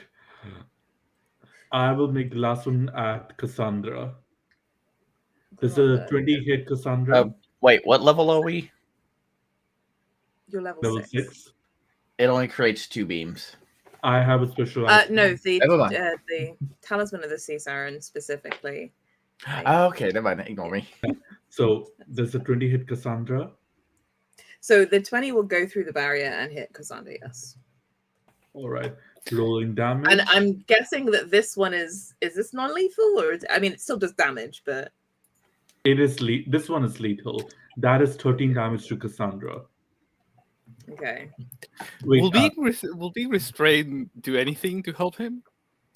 Since I mean, it only gives you advantage, but to get through the barrier, targeting Cassandra is if you're outside the barrier is different from being inside the barrier, because you're basically competing against 2 different armor classes here. So the armor class you're competing against being inside the barrier, it's different from the armor class that everyone outside is competing against too, basically. Right. So still takes 13 damage. I got one more thing I can do. I can take reactions now again, right? No, because this is until the end of this round. Okay. All right. I still have my bonus action. I like to move my tentacle to inside the barrier. It's just an ability. Mm-hmm. And I like to. How does that work? It just kind of goes down and reappears right behind her. Okay. I mean, So after make a while. make me an Arcana roll to kind of use the force of your power to kind of push past that sort of psychic barrier. It was a 15 on the die. It became a 5. Oof. Yeah, I think you kind of like you straining for it so hard, and it's almost it can't quite reappear by the boundary, so it kind of flickers back into being where it was originally. Okay. So in that So- case, the tentacle just stays near me, and that's the end of my turn. Yeah, and it is. Sorry. I was gonna? Well, your It character. is now your turn. I was gonna point out that somebody would have noticed that there's 2 of the thralls attacking Aiden. Mm. I No, didn't but know that's for what you were doing. Okay, in that case, can I move the tentacle over to Aiden? So you've already tried to move it somewhere as part of that action. So you can do it next turn. Okay. Okay, Yeah, and it's now so- Salia's turn. And so the tentacle will stay with me then. Yeah. All right. All right. Just so I have an understanding, we're in a cavern. Is it filled with water? Yes, you are Yes. underwater. You Okay. you can all breathe underwater as part of various things that your patron has given you, or specifically your own powers, your own like origin or whatever. All of those things mean that you can breathe and cast and do things underwater. Okay. I mean, I don't breathe underwater. I don't breathe. But you don't breathe. Yeah. True. And I want to make sure for spell casting and stuff and movement around the room and stuff. Well, cast those spells. Of course, it All does depend on the spell what happens. That's the fun part about We this. have some like homebrew kind of rules for some spells, but yeah. Fire. All right. I guess I will. If I don't swim, do I just sort of sink to the bottom? Well, so do you have a speed? Yes. Okay. So maybe I'm not. I I'm mean, not entirely sure. Give me a second. I can't. you can remember. swim in this space, and you are the only one that hasn't got that those tentacle kind of protrusions of fungi attached to yourself, so you can move. You are free in this space, but you are. Oh yeah, I have a 50 swimming back. speed equal to my walking speed because of being a simic hybrid. Yeah. All right, I'll swim up to the ceiling, hide behind the stalagmite thing, and as my action, I will use True Strike. I point a finger at the target, which is the woman on the other side. They are non-binary, but The person on the other side. Yeah. the bad guy on the other side. Your magic grants you a brief insight into the target's defenses. On your next turn, you gain advantage on your first attack roll against the target. Okay. But the spell hasn't ended, and it's constant duration concentration up to a round. So basically, Okay, so when it gets back to my dislike, or is that a save? What? it's nothing. It'll give me advantage on my next attack roll against them. Okay. Yeah. Oh. It's fine. Until my next turn. It's a cantrip. Yeah. So Yeah, is basically that my turn. your whole action? Okay. Yeah, I move. I use my action. Okay. So Cassandra is captured. Wait, this turn. Yeah, they did use all of their legendary actions, I think, after that. So yeah, so they're just kind of there, grappled and hissing at everyone.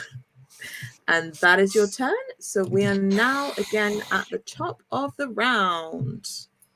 So I'm going to roll to see what happens.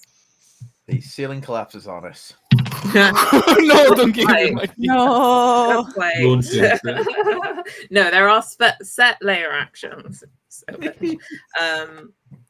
Okay, so I rolled a 2, so the same word that you heard last time, like you hear in your heads, feed, and you all need to roll me an intelligence save again. Please. Oh boy. 17. No. Oh, Okay. 19. Aiden, I'm so sorry. It's okay. It's not your fault. It just Say doesn't goodbye like to your friends. Make the I mean, joke. if you- 5 if better you dice want on to. D&D Beyond. If you want to, you can roll in person if you do have dice. I don't want to. I don't have Oh. dice for this character. Okay. I'll just suffer. I'm shaking No my table around. worries. Okay, unfortunately, I rolled a 5 damage. So you take 5 damage, and again, you cannot take reactions or move for this turn for Aiden. Everyone else, I think you rolled. Just remind me of what you rolled. 19. It's a 17, 16, and a 19. Yeah, you're all fine. You are not stunned. You don't have this weird stun, and those kind of like fungi protrusions that are trying to grasp on your head kind of miss and kind of shrivel back upwards. I was going to ask, do we still take the damage from it? No. Okay. No, you don't take the damage. We're so lucky the first one was a 1 damage. Yeah, I was going to say, I didn't Yeah. deduct a 1 if I was supposed to take it before. Okay. Aiden, it is your turn. You have Bella Valencia back with you, and Yep. I mean, I think Alasia kind of says, "We can take her." I'm trying. Though I am surrounded by 2 of those things still, right? The Yes. 2 undead things. So I'm Yeah, going very to take Belle and I'm going to swing at the one that's on the left side of me. Sure, go ahead. And 16? Yes, that absolutely hits. Sweet. And we're gonna roll damage. And the damage is 5. So you kind of swing out and you kind of catch this sort of decayed person, and like when you where do you catch them? I'm gonna say that she catches them trying to smack them in the head. Okay. Just to get them away from her. Yeah, so you it's almost like they follow the trident and they spin and hit the floor. Good. And they are out of the count. Good. All right. Can't move. I don't think I have. I have. There is one more person in front of you. I don't remember if you get an extra attack or not. I don't, but would it be possible to use my reaction after I attack? Because you are stunned, you can't use your reaction. Nope. All right, then I'm just gonna say that that's where I am my turn for now. Okay. I took out one of the problems. Yes, you did. And we are back to Cassandra having legendary actions. So Cassandra is going to look at you, Aziva, again, because you have them grappled, and they are going to try and speak in your mind that same layered thing. Oh, they rolled a natural 20. Oh no. So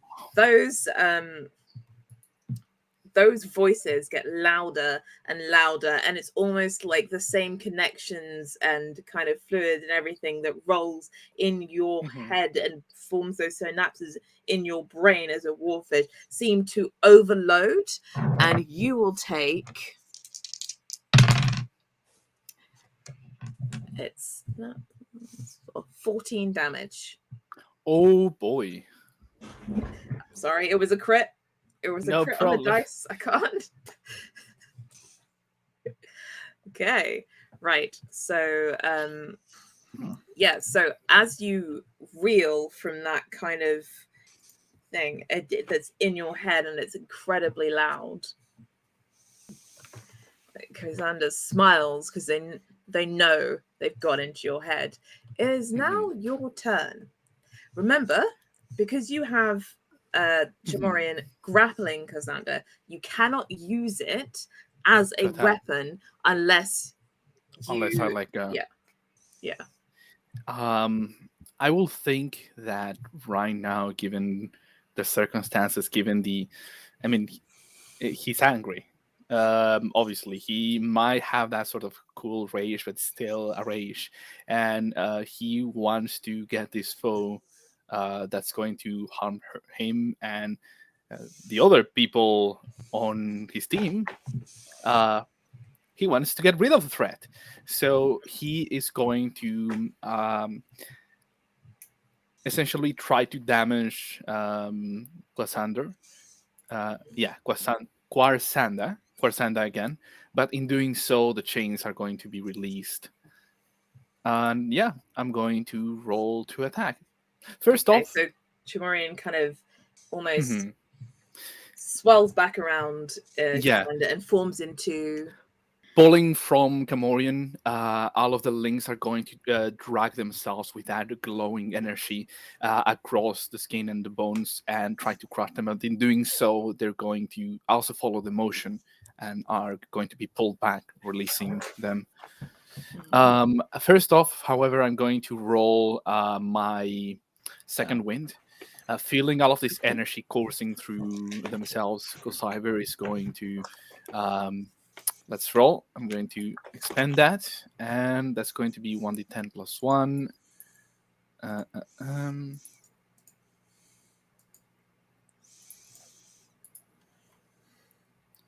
Ooh, 11. Okay. It's 11 hit So points back to you. some of the his mind is going to be stilled up. Some of the damage is going to be pushed to the side as this cold anger takes place again, and some of the cracks are going to be mended with the energy. And then let's do the attack. Ooh, that's going to be an 11 for the first one. Was that hit? Ooh, no, nice. It's not. Ooh, no. Okay. No, I mean, Cassandra is a bit of a weakling, but it's not that much of a weakling. Hey, yeah. I mean, we are fighting a very eldritch entity, or its representation. So that's me. I'm going to go for the second attack. Okay. Oh, no way. Oh, well, that's a 15. Yeah, that hits. And I'm going to try to do the chain, crush, the whip, the thing from the 2d6. Okay. Okay. Okay, a bit better. That's plus 2. So that's going to be 11. You're using the Thorn Whip, which is 1d6 plus 2? No. I believe since we're level... we're level 6. It should be 2d6. Give me a moment, please. So it's not specifically the spell. It's as written for the weapon. Mm-hmm. Oh, so it's not the... Yes. Okay. I wasn't aware of that. Can I change that to be the glaive instead? Oh. Okay, sure. Okay. So I'm going to roll 1d10 plus 3 plus strength. No, sorry, plus dexterity, because it has a light property right now. Oh, sorry. Sorry. Mm-hmm. I'm reading it. It is, you are 6th level, so you do get the 2d6. So that is 11 damage. Oh, okay. Perfect. Okay. Apologies. I'm can't read my own thing. Okay, so you do 11 damage. Was it? Did you say? Mm-hmm. Yep. Cool. And I, at the same time, finish reading Gamorrean in the glaive form for next time. Okay. Do you do anything else? Do you move? What do you do?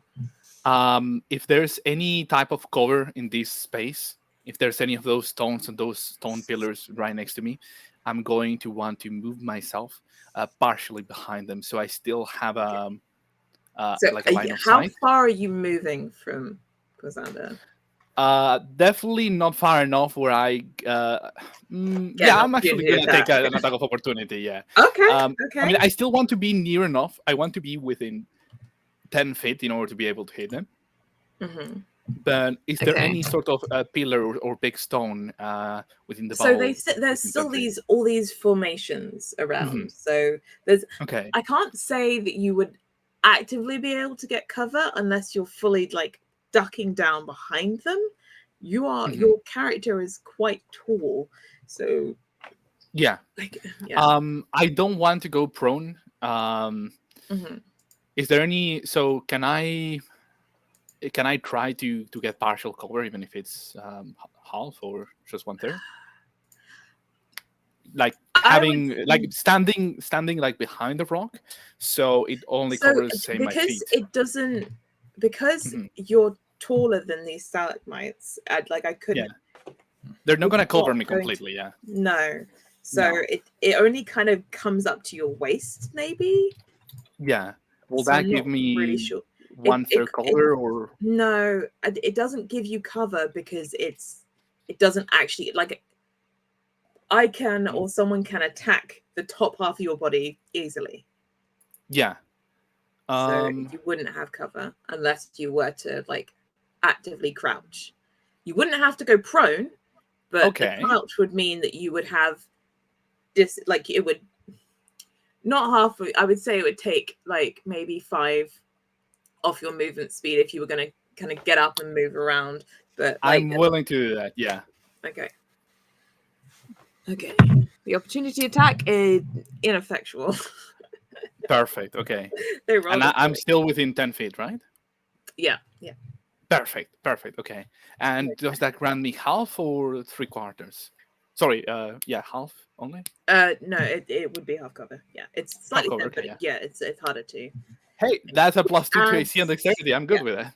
Yeah, your AC is very high already. We take. I don't want to be hit. That's my turn. Okay. Right, and I can't remember. Did I use my legendary actions this turn? I used my. I used Mind Speaker. Yes. Okay. Barry, it is your turn. Okay. You have all your actions, bonus actions, reactions, and you can move. Here's what I like to do. I am going to move the coil using my bonus action to near the sorcerer. So like it's just there. And then I'm going to yeah. And then I'm going to run towards the other warlock, the Hexblade warlock. I'm going to grab them and say, let's hope this works. And then I'm going to use Thunder Step to get inside the barrier. Okay. Same as when you tried to push the your coil inside the barrier. I'm going to need you to make an Arcana roll. Let's hope this works. Natural 20. Natural 20. Natural 20.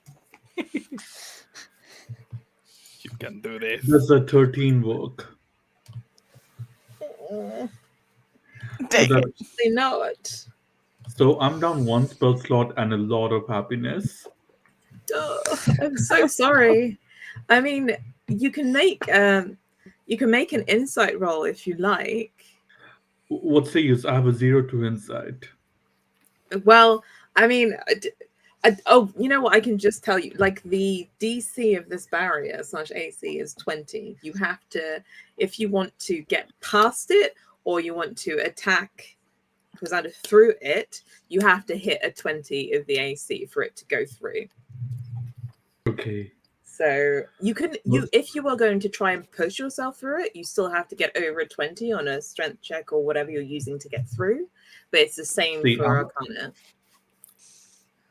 Can I make an Arcana using my spellcasting modifier? I mean, for what are you using a spell to attack? I was using Thunder Step to get inside, and since my is there an attack roll assigned to? There's no attack roll. Okay. Well, you can add your spell attack to that roll that you made. Okay. What would that give you? That will give me, let me see, that will give me an 18. Wait, no. Wait, So it's your spell attack right? includes your. Okay. Remind Well, me, your spell attack that bonus will, is made up of. okay, that will be 13 plus 9. If we're going by my spell attack. So So that will, your spell casting ability modifier Mhm. is made up of what? Proficiency in your ability score to your main class one. Yeah. So So what about the you Warlock can add your main class? proficiency Oh, to that because your the ability score is already in that roll for Arcana. yeah. So you can add your proficiency to the 13, but not the full 9. I mean, I'm proficient in Arcana. So do I add it again, So or do that I would just, have already be added. yeah? Can I just So you add can my add character? your proficiency bonus twice Okay, if you're adding it. So what and does that that get you to? 16. 16. Unfortunately, that's still not enough. Okay. Yeah, I used my bonus action and everything. Yeah. Yeah. I will point out that it's not like you don't have options. You do have 3 Eldritch Blasts that you could roll 3 times for an attack.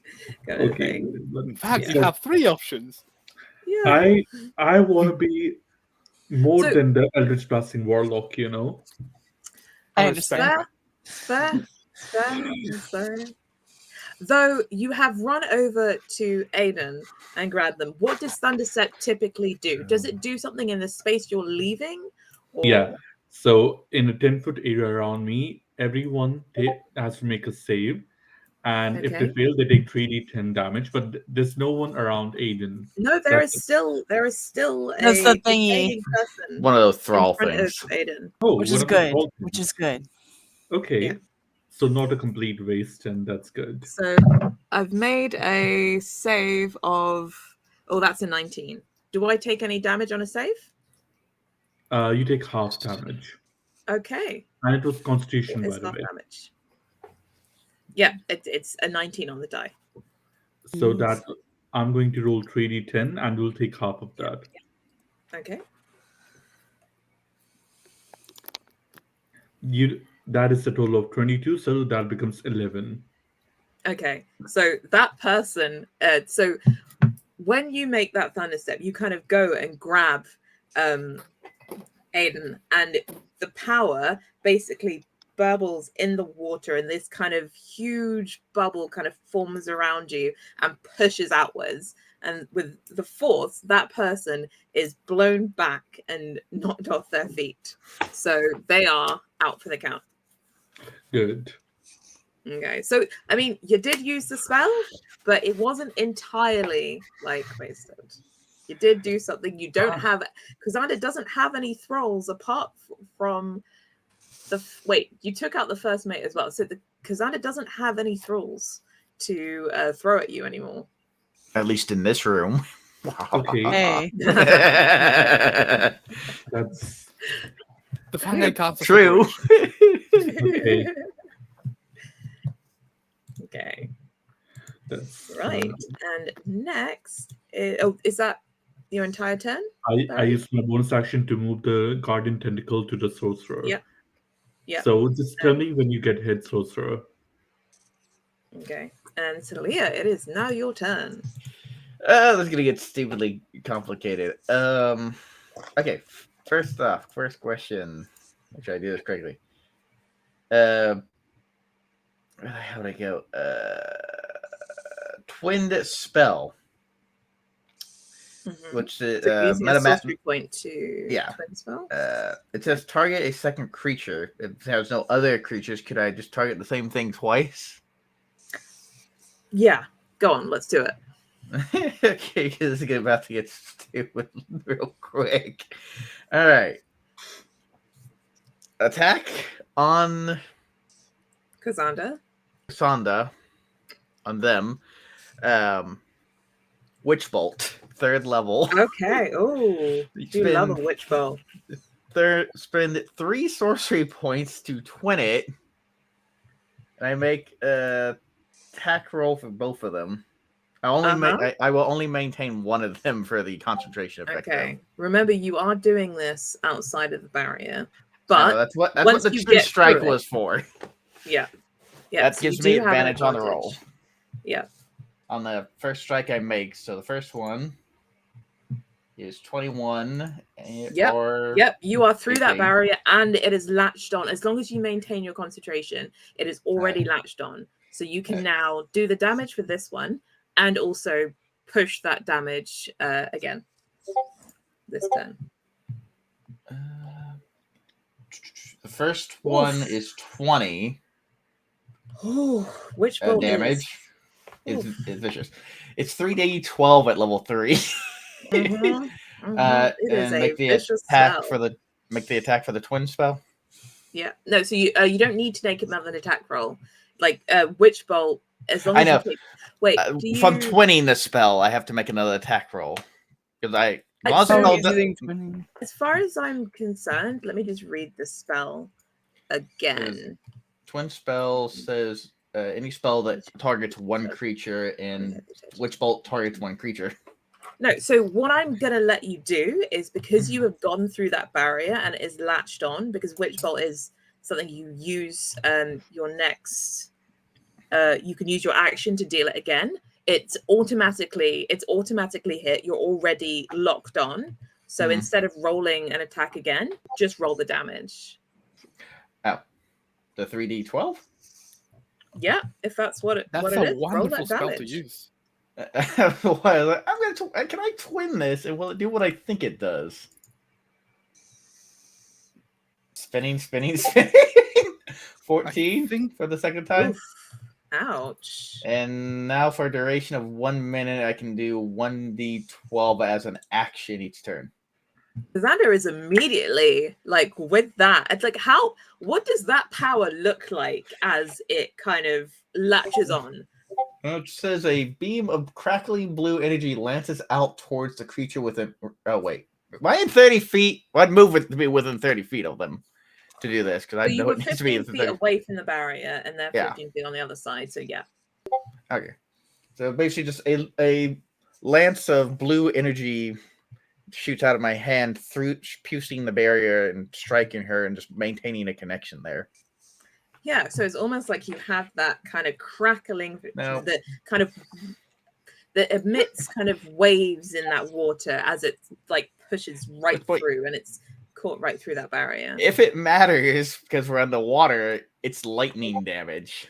All of it. Oh, yeah, it does actually. So remind me. Sure if the beam itself is technically a bolt of electricity. Far did you say you were? I'm 10 feet away from them, obviously not directly in front of my allies, so more to the side, and I'm behind house cover. Okay. But you are I don't want to be an impediment to them throwing things. You are within a 10-foot radius, though. I am within a 10-foot. I'm behind the rock. Partially. Okay, fair enough. Lay it on me. I understand. There's no need to be sorry. Make me a deck save. I can. And with advantage, because you're behind cover. You've tried. Not just that, but I'm allowed as barbarian advantage on dexterity against effects I can see coming. Okay. Let's see. And I can add a +2 because I'm behind. So that's going to be a 22 because I'm behind half cover. Does that save for your normal DC? Do what? 22. So your normal save my DC? My normal spell DC is 15. Yeah, so that saves. Okay. You're fine. You don't take any damage. Okay. As these watch it literally burst off the sides of the rock at you. Like crackles around them. And I see the pressure coming and I hide with just the minimal movement behind the rock and the rest. Yes.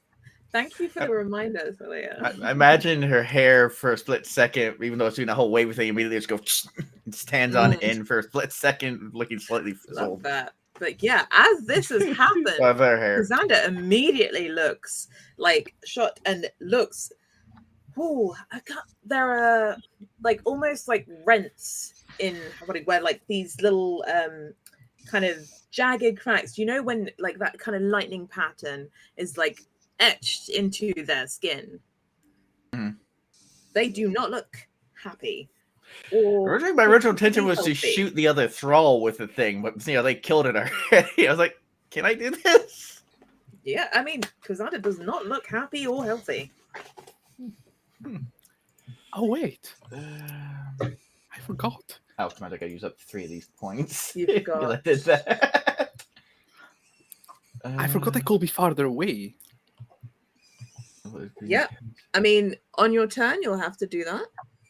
Yeah. But right now, we are back at the top of the round, and that means it is a lair You action. can't target the same creature. Yeah. Oh no! Okay. Oh, that is a what? You know what? I keep rolling like the first 2 on the dice, and I'm like, oh, these other ones are so good though. You're rolling a rather large dice, aren't you? No, I'm rolling this little glow in the dark one. Okay, it sounded like a large dice for some reason. No, I have some metal dice and like nice Okay. chunky. I love metal dice. That might be what I'm You hearing. Yeah. But yes, so I roll a 1, which means that you hear in your heads calcify, and I need a dex save from all of you Please. as those stalagmites and stalactites shoot from the ground and down from the ceiling. 14. 22. It could be worse. Oof. Sorry. It could be worse. It's not Definitely as a horrible, 24. but Yeah, I don't think the interview is very happy with you. no, it's okay. I got a 12. So, unfortunately, Celia and Aiden, you do not save. The others were the 22 and a 24. 60. Wait, no, sorry. What did you get? 22 plus 2 to 2 cover. Yeah, okay. Yeah. You both save Barry and Aziva, but Celia and Aiden, you do not. So, you will take... Hey, 20s. Both of us got 22. Yeah. Oof. Okay. 7 damage. Ow. I'm aware, Aiden, you are not looking particularly healthy. No, I am not. But hey, neither is Kazanda. So Good. just Where is it? okay. Control So that F. is the lair action. And I mean, Kazanda's been particularly nice to all of you this whole time. How much damage do I take? Nice. Oh, 7. Yeah, nice. Okay. They're a spellcaster as well. They haven't cast any spells at you. Cast at someone else. I'm taking it out. Okay. Right. So I'm going to. Oh, yeah. You as have I'm done. Yep. Sorry. as I'm concentrating on a spell, I have to make a concentration check, right? Oh, you've taken damage. Yes, you do. All right. So it was only 7 damage. It says I'm trying to figure that out. How much? So you need to get a 10 minimum. Okay. Yeah. But it is your Constitution plus. I think it's good. 22. Yeah, absolutely fine. Okay, but as you have done the most damage in one turn, you are getting a wonderful little spell cast at you. I am hiding behind a rock slightly with my head poking out. And also, I originally said I flipped someone to the ceiling and hid behind a rock. Also, I put my guardian coil on you. I put my guardian coil on you, so yeah. It's not gonna probably make whatever much damage comes will be reduced. Do what? So my guardian coil is with you, so whatever damage comes your way will be reduced by like 1d8. So what kind of damage should that work on? Let me read it for you. When you or a creature that you can see takes damage while within 10 feet of the tentacle, so it just says damage here. Okay, cool. Right, I am going to roll to attack. Oh, that is a natural 20. Oh, Oh, yeah, that really hits my 11 AC. You're gonna get it. I'm very taking it. sorry. Okay. So There's a possibility I might go down. uh, Very slim, depending on how much damage they do. yeah, so this is a Mind Sliver spell. Ooh. It's psychic damage. So how do you... Yeah, so you need to, as they kind of through their covered eyes stare at you with this connection to the witch bolt, like it's almost as if they burrow into your head. And can you please make me an intelligence saving throw? 1. Ooh. Well, it's a natural 1, but it's a Wonderful. 3 Oh, after the plus. man. Okay. Oh. If it's- I would like to Ow. use my reaction and reduce that damage by, I rolled I it. assume it just doesn't 2. half the damage at that point. I just reduced the damage by 2. Take what you can Okay, get. I'm not. Yeah, like Better than nothing, honestly. This is my fault for twinning a high, powerful spell. don't worry. Don't Be worry. happy I can't didn't roll. twin lightning bolt. I didn't roll that well, so it is only 12 damage to hit you. Like that's hitting you right now. Okay. Minus No, 2, I so didn't 10 roll that damage. well. 10 So damage. it's 10. Yeah. Yeah. Don't worry. If I do that correctly. Can you please roll a concentration check for me again? 23. Oh yeah, you're fine. You are still absolutely connected, and Kazander is screaming in your head in rage. That's what that mindset was. Okay. Well, that brings us to Aiden. It's time. So we're still outside the barrier, right? I'm just like, Yes, you are. Okay. Would it possibly just to how do? Curious question. How many dice was that? It was 4d6. Okay. Okay. Well, I could have rolled so much better, but I did not. Oh no, we have temporarily lost a player, but please go ahead and Okay. Listen, I can try Thunderstep again, but that will use my last spell slot. I think I I'm would- going to use a spell slot, so it's okay. I am going to cast Cloud of Daggers on to Zandra. Yeah. So I'm going to do that. There. And it's just basically a 5-foot cube. It doesn't say that I have to roll anything against it. But I have the damage when you're Let me ready. just quickly check the spell. Yeah, go for it. Fill the air with spinning daggers in a 5-foot cube and centered on a point you choose. Creature takes 4d4 when it. So, because you're trying to cast it inside the barrier, Yes. I Yep. do need you to make that. Make it a attack because you're specifically doing an attack. Okay. So when I roll a spell attack for that, because okay. I But got once- a 17. Unfortunately, not. But Oh. because of that. But you can try and move through the barrier.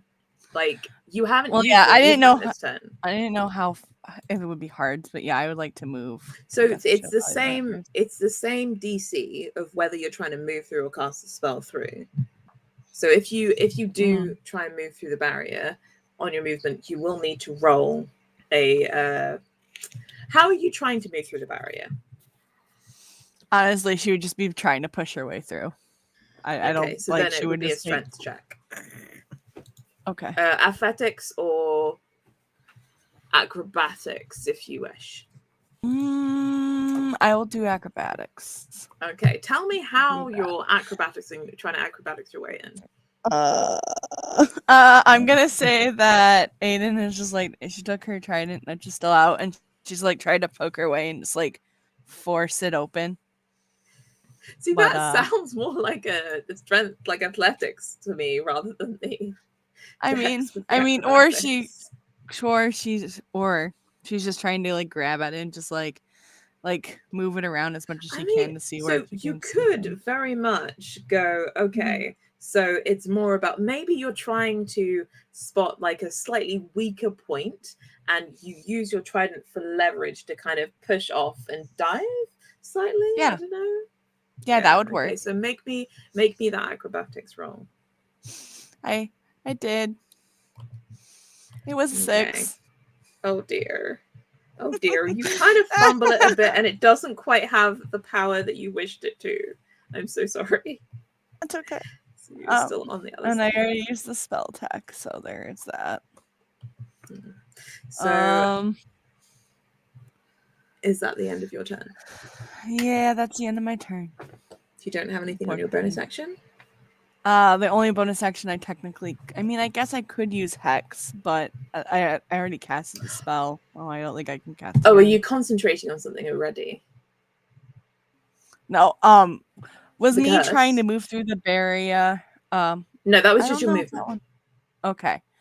I wasn't sure if we were still counting the spell as casted, because I did try and use the dagger spell first. No, that was your attack action. Okay. It was your action. You Yes. still have a bonus action. Okay. I'm gonna say that I'm gonna wait. I'm just gonna have my turn there because Okay. Cool. I don't wanna use both the spell slots in one go. It doesn't sound like a very good idea. No problem. Okay. So after your turn, Xander is going to use a legendary action. This time they're going to go for Thaliya again because you have this connection to them that is very fracking painful. I'm sorry. But that is only a 10. So Misses. Amazingly enough. It just doesn't take hold. And like you kind of hear these whispers, but they're not really, it's almost just like they're around you and they don't really kind of burrow into your head. Okay, headache. so it is, it is now Oziva. Perfect. First thing Oziva's gonna do, since they're now 10 feet away, I realize now that my weapon has the thrown property now. So, and the basic range is 20 feet. So, Oziva's going to move 20 feet away to another piece of cover that he can easily hide behind, just the same way. Is there any around that's able to do that? It's still the same sort of terrain, yeah. Okay. Okay. You can, but bearing in mind that there is only 15 foot between Kazanda and the barrier from the throne and the barrier. Okay, yeah. So you would be going back outside the barrier. Yeah, definitely don't want to do that. I also want to try to stay partially away from that or have some rock between me and the barrier so I'm not pushed out either. So I'm probably going to find... I'm probably going to relocate myself to be a bit farther away and between two sort of rocks, if that's possible. Okay, so you can get up to 15 feet away before going through the barrier. Can I find... Is there any spot around where I have a place to hide like I have with a rock behind me? There really isn't. I mean, this is Kazanda's throne room and you're right inside their inner space. Like, there would not be... I'm going to stay... They're not going to... Yeah, I'm going to stay where I am. Yeah, I'm going to stay where I am. And I'm going to go ahead and attack. I'm going to get started with the light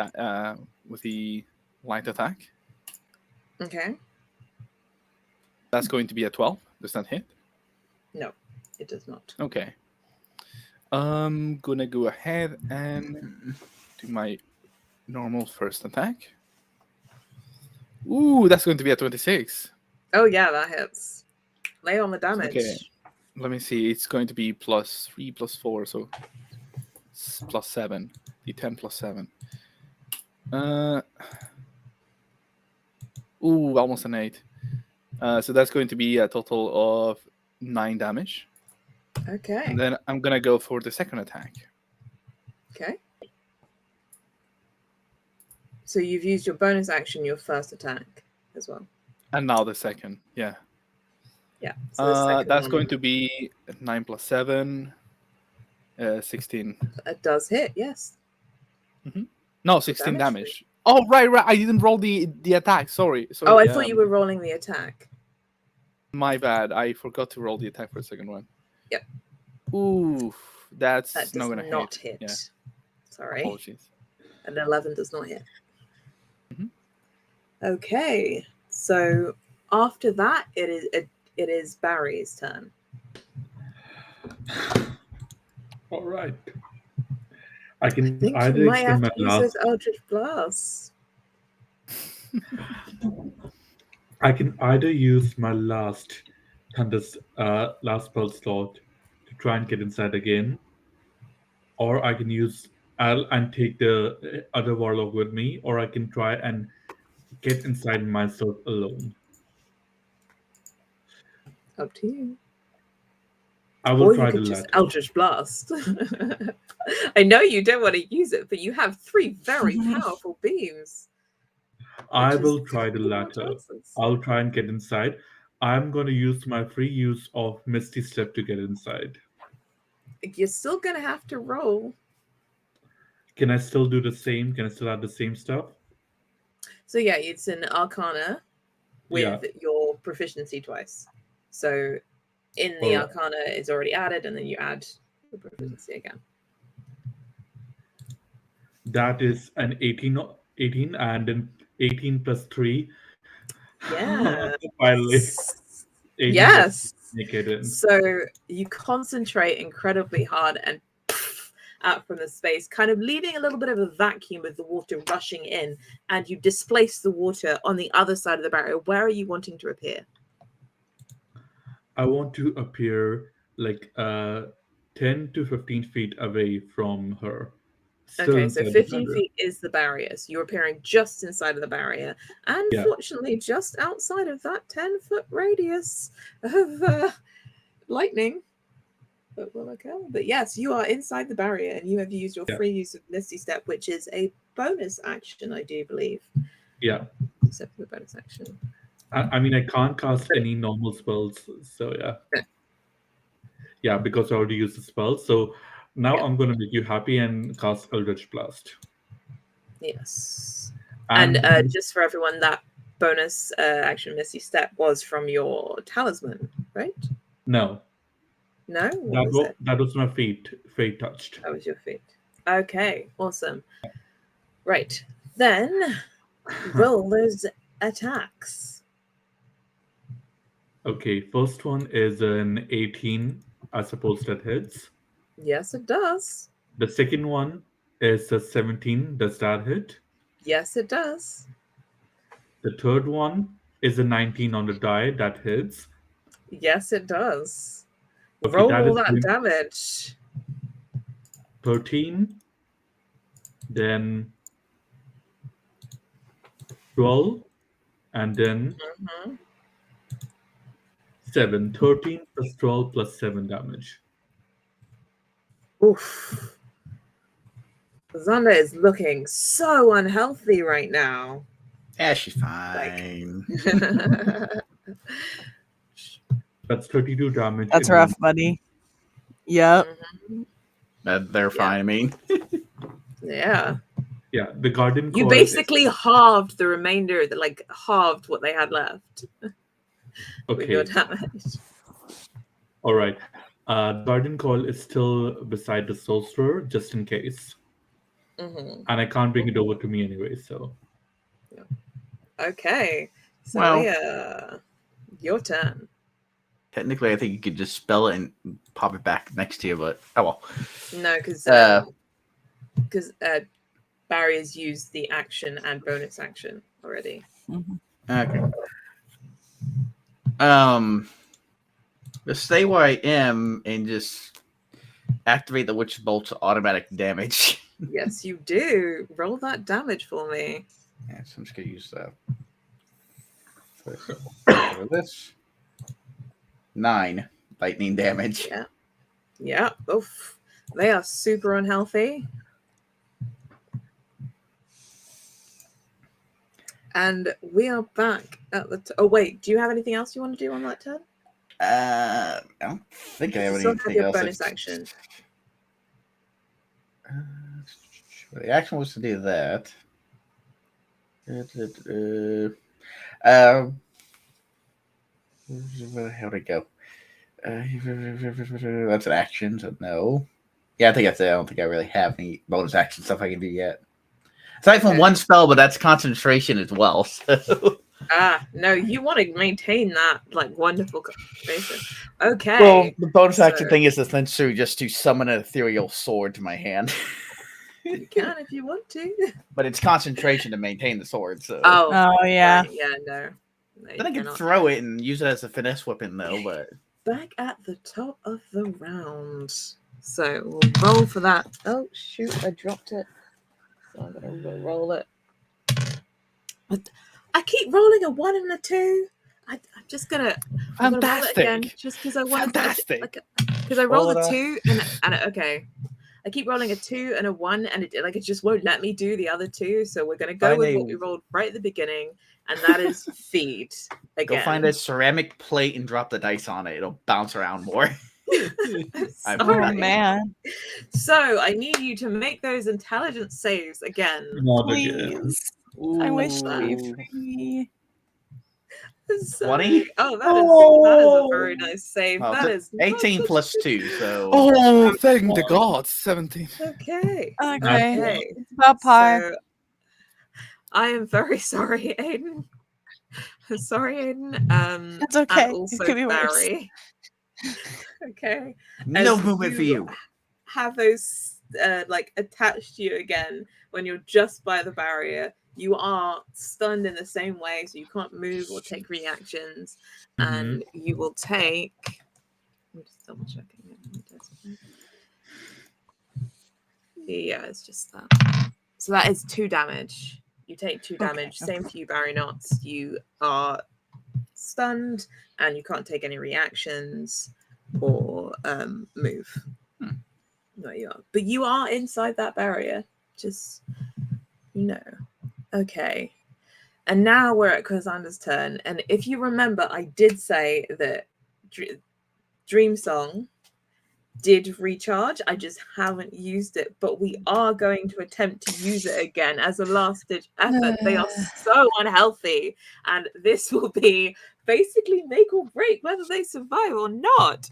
So I need a charisma saving throw from all of you. Please. From everybody? You can do it. Yes, every single I person. believe. 21. Okay, It's not bad. That's not bad. I don't think it's enough. that but is a it's not save. That is a save. Oh, Be like so 15. wait, it's not a save. I got That's not good. Okay. Well, that is good for Cassandra because unfortunately, Thaliya, you are enthralled. Which I'm sorry, but it does drop your concentration because you are now being controlled by Cassandra. You'll be able to make the save again at the end of your turn, but you are now being controlled by Cassandra. The same for you, Barry. I suppose technically the spell maintains until it gets to my turn, then it drops at the beginning of my turn. Yeah. So yeah, essentially. But yes, let me double check. It was Barry that also failed. No, Barry, you saved. It was Aziva. Me. Raging Yes. Barbarian. Okay, so Barry, you're That's inside one. the barrier. You still have the ability to take Cassandra out. Can they be charmed while they're raging? Sorry? Can they be charmed while they're raging? I think you just have advantage on charm. Let me see. But this would just knock you out of. Oh no, I don't have any advantage against charms or anything of the sort. I'm only immune to being magically put to sleep. Okay. And that's because of being a warforged. Okay. So unfortunately, you are captured. But that is Cassandra's turn in that last-ditch effort. Aiden, tell me, what do you do? You can't move or take reactions, but your mind is clear. I am doing the Eldritch Blast this time. I am the one that's Okay. cast this fast. And we're gonna So hope. you are casting it through the barrier. Yep. But we're gonna hope and still Please roll see. that attack roll. 13 is the first one. Okay, so that was your first blast. Yeah. Which kind of, what does it look like when you cast your Eldritch Blast? I'm gonna say that it looks like a trident, like a bluish, pinkish trident that glows and it just like shoots out at its target. So it's that kind of after effect that is cast by your trident bell. It's almost like it kind of shoots out this image through, and it unfortunately bounces off the barrier. Roll again for your next Eldritch Blast, for your next beam. Come on. 21? Fantastic. So this time, Nice. the after image, it penetrates through the barrier and digs right into Cassandra. Roll the damage for me. That one is 8. Or no, it's 11 total. Oof. Ouch. Cassandra is hurting. So hurting. Like, oof. You could possibly take them out with one more of Last those. one. Let's see. Unfortunately. Oh wait, how many beams do you have? I had 2. I had 1 left. So because it's 3, right? No, you rolled. No. You rolled 2 already. Oh wait, no, I rolled 2. Never mind. Never mind. Ignore me. It's okay. Only That's I have okay. 3. But it is a legendary action which Cassandra will use because this is the last thing they can do, maybe. Now that you are in their thrall, I'm gonna roll and pick one of you two that is in the thrall. Oh. Okay. So that's a 3, and I was designating Aziva as 1 and 2, and Thaliya as 3 and 4. So Thaliya, I am going to make you move towards. I think it's Aiden is the only one that is on the other side on this same side of barrier to you, and you need to make an attack against Aiden. Obviously, anything of your choice. It's just an attack. I cannot reduce that because I'm stunned. I cannot It's use okay. It's all right. Well, I basically just sort of see Cassandra. I don't want to say Cassandra. Yeah. Cassandra. I'm butchering that. No, I am, and I'm sorry. Okay. It's okay. What? I see him as a friend or ally or whatever, right? Mm-hmm. And they have basically asked being instructed to attack Aiden. Yeah. Okay. I suppose I would.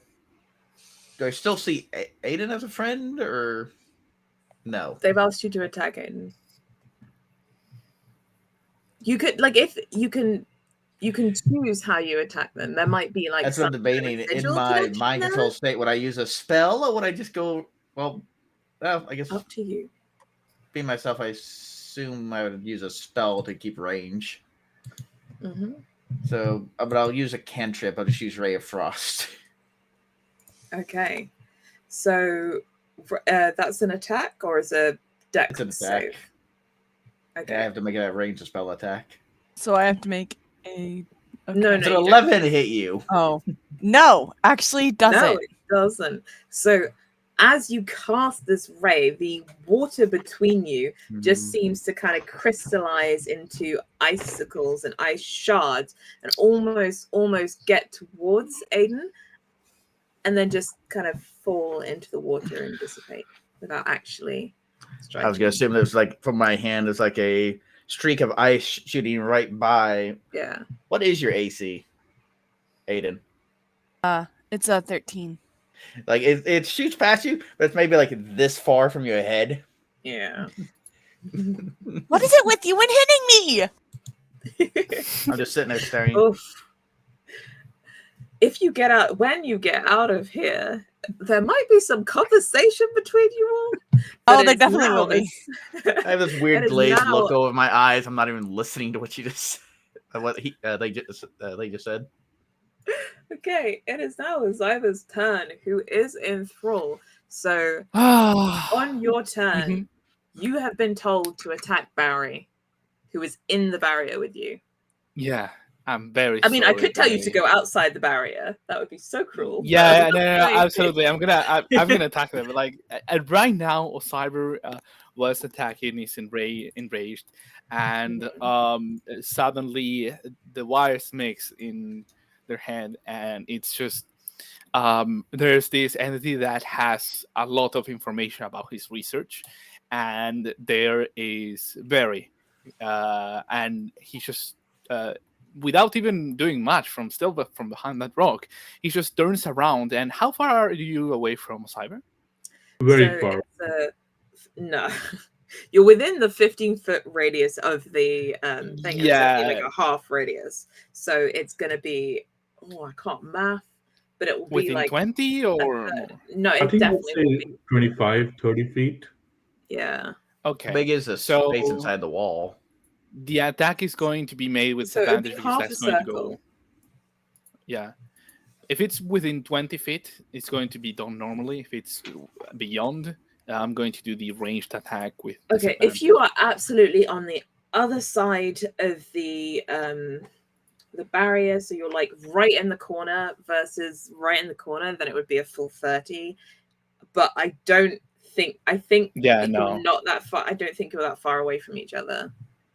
So I think it would I'm be within the sorry. 20. Um, Barry is healthy.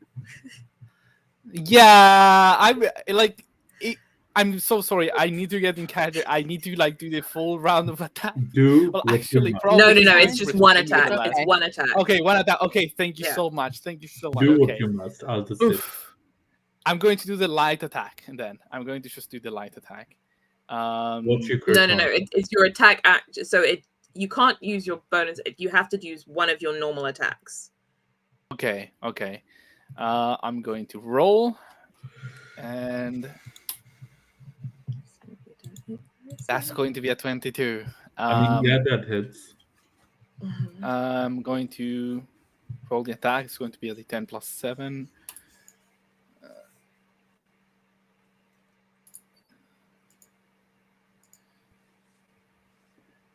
11 damage, or force damage. 11. And at that time, he's going to look at you as he takes what seems to be the stiffened chain on his hand, glowing in light, and it's just going to quickly stretch towards you very quick, almost like a needle, and say, "Get back!" Yep. Hmm. And that's going to Okay. hit you. So that is your turn. So now you can re-roll that save. Was I supposed to do that? Reroll the save. Yeah, so this is the end of your turn. Oh, A so charisma one? not Thaliya yet, because it's not been your turn. well, it's 2 when it becomes my turn. No, I'll let you roll It's it a again charisma. when it's your turn. Yeah, I thought you were roll? telling both of us to roll it. Is that charisma save? Yeah. Yeah, that's an 8. Okay. Ah. Unfortunately not. You are still in Mhm. thrall. However, Barry, you are not in thrall. You are inside the barrier. What would you like to do as Corsander is on their last legs? Okay. I'm just reading up on something I can do. Just a moment. I'm sorry to interrupt. Can I? No, I already used my action. Never mind. Okay. I went to dodge. Right. So, DM, here's my question. Since I'm Okay. already inside the barrier, can I Yeah. call my garden call inside without any roll required? Since I'm already Well, you would inside, basically be dispelling it and reforming it here. in a way. No, that's what if- you would be doing, because you can call it next to you. You couldn't pull it through the barrier, but you can call it next to you. Yeah. So I will do that. So it's right beside me, and I will send it right next to Cassandra, and then I'm going to attack her. My first attack is going to be with the garden coil, Okay. and it's just let me see, it's a melee spell attack. So that's I think a +9 still. That is, this is 16 hit. It does. Roll the damage for me. Yeah, that is going to be, so that is max damage. That is going to be 8 cold damage. Okay. Yeah. Like Kazanda drops to the ground, slightly kind of floating in the water, but they are so hurt. Okay. And now I'm going to Eldritch Blast. I'm just thinking of the Okay. meme where from The Simpsons where everyone is saying say the words and the warlock is saying Eldritch Blast. Okay. Okay. Okay. Well, First roll one, those attacks for me. this 16 hit. It does. Second Roll one, all of them for me, yeah. there's an 18 hit. It does, yes. Does 19 hit. Yes, it does. I So so tell this me, What force these officer? eldritch blasts that have formed together to form this big ball of eldritch energy that is absolutely decimating Kwazanda. How does this happen? before that I just want to see how much damage I do. I mean, So that, you can't not get rid of them, but yeah. I'm just Yeah. curious. So that is going to be 3d10 plus 15 damage total. No, I Mhm. didn't roll really good. So that is going to be 19 damage total.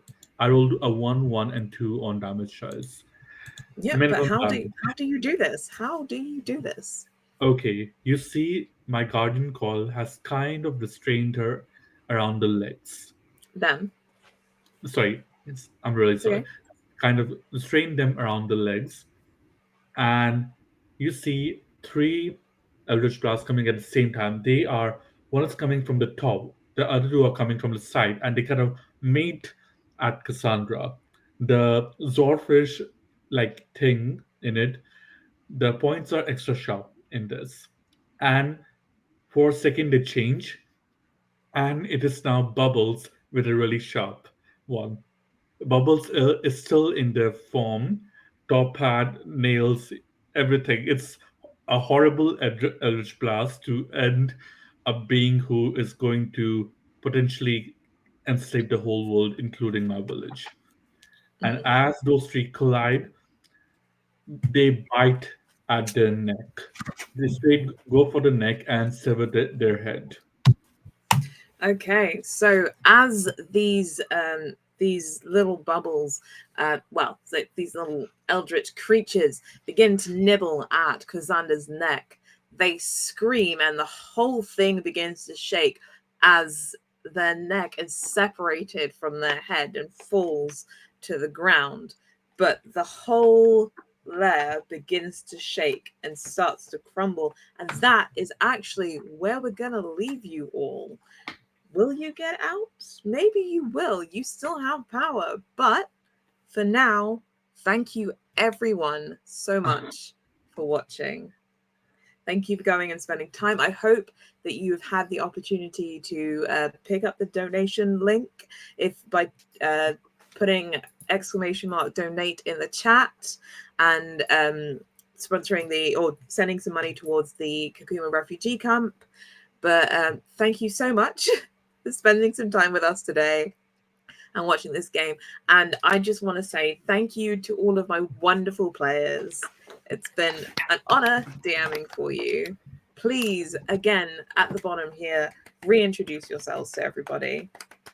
It's been so much fun. Mm-hmm.